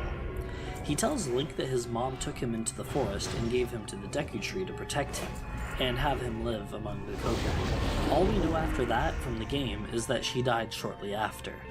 Germany, however, would get further detail on this backstory of Link. In a magazine similar to Nintendo Power called Club Nintendo, there ran a comic series detailing the events prior to the game, and what Link's parents were doing during this time. Link's father, a soldier for the Royal Army, returns home to his wife and newly born son Link, and tells them to prepare for the worst as a war is about to begin. The two plan to find a safe place to raise Remember Link, my somewhere away aunt from the who war ain't and here violence, anymore, where they can be in peace as a when family. we were kids, she would get Link's us the grandmother, Nintendo also Power present during this conversation, mentions a legend telling of the Kokiri, who live deep in the forest. Later, the castle's under siege by a rebel group, and Link's father assists in the battle, only to be mortally wounded and to fall, protecting the king. Link's mother, that night, flees on horseback with Link to get him to safety. After riding for some time and questioning if she'll ever even find the forest, she notices a dark shadow in the trees following her. She calls over to it, and it appears to be an owl, Kapora Gabora. He informs her that Link is very special and is on the right path to finding the Kokiri. He tells her to find the Great Deku Tree and also warns her that any mortal who enters the Kokiri Forest will become a plant. She agrees in order to secure her son's safety and continues on. Finally reaching the Great Deku Tree, he informs her that he had been awaiting her arrival, and that Link will be of utmost importance in the future of Hyrule. The Deku Tree grants her access to the Kokiri Forest, but tells her only her son will survive if she goes. She proceeds, I'm gonna and call soon it a after stream entering, after this collapses game as two ends. Kokiri spot her. How She asks long? them to take her son, and they agree, 3 hours for her and 11 then to minutes. erupt in a blinding light is where she laid I'll a new do a tree little now bit more of stood. this tomorrow. Link grows up in the forest, To try and teased as get, he never had a right fairy, here. but still making friends with Or this Soraya next one and here, others. 150K. And the comic ends with Navi waking up think Link that's- at the yeah, beginning of the that's game. the So optimal anyway, path based right off there. the location from where the Great Deku Tree path leads out to the Kokiri Forest and where Link's mother collapsed, this area seems to be the exact spot of Mido's house, so yeah, that's kind of messed up. I don't believe this comic is actually canon, but hey, it's a wild theory, and the fact that we get backstory like this is amazing. So you know what?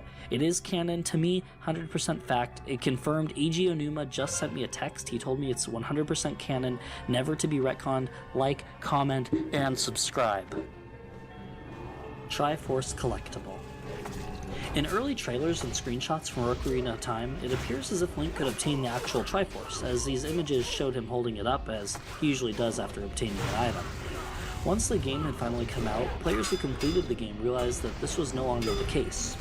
That didn't stop rumors from popping up all over the internet explaining very elaborate methods on how to obtain the Triforce. Many players went so far as to say that if you did all these steps to obtain the Triforce, many things would happen in the game, from sword beams being unlocked to Zora's domain becoming unfrozen, being able to swim underwater for a limited time, and much more. Of course, none of these were true, but what fueled the rumor for so many was actually a simple inconsistency in the UI, if you want to call it that. On the sub-screen that shows all of the medallions, they surround what looks like a hollow Triforce. Now, before Link obtains each medallion, there appears to be an outline or hollowed circle of the medallion before it takes its place. The Triforce also appears this way on the screen, leading further proof that you must be able to collect it so it can fill those slots.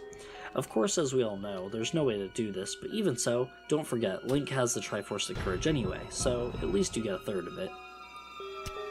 Sheik Genital Analysis. Alright, I'm gonna keep this straightforward. Sheik is Zelda. The transformation is magic, which we can conclude given how Sheik reveals herself to be Zelda in the Temple of Time. So there's no real question that this is the case, but what makes people question further is that given Sheik's eyes are red and Zelda's are blue, she becomes an entirely different person, but I generally disagree with this. The power of magic is strong, no question there, but really I think Zelda simply used her magic to change her outfit, hair, and eye color, as these would be the most defining features to give her away.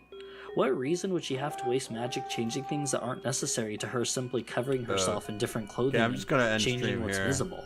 Furthermore, Nintendo has stated that since Sheik is Zelda in disguise, that would make Sheik indeed female. People. Even if Sheik is considered an alter ego of Zelda, who Zelda created to be perceived as male, and as characters like Ruto call male, I don't think it was meant as anything other than Zelda simply pulling a Mulan to stay hidden.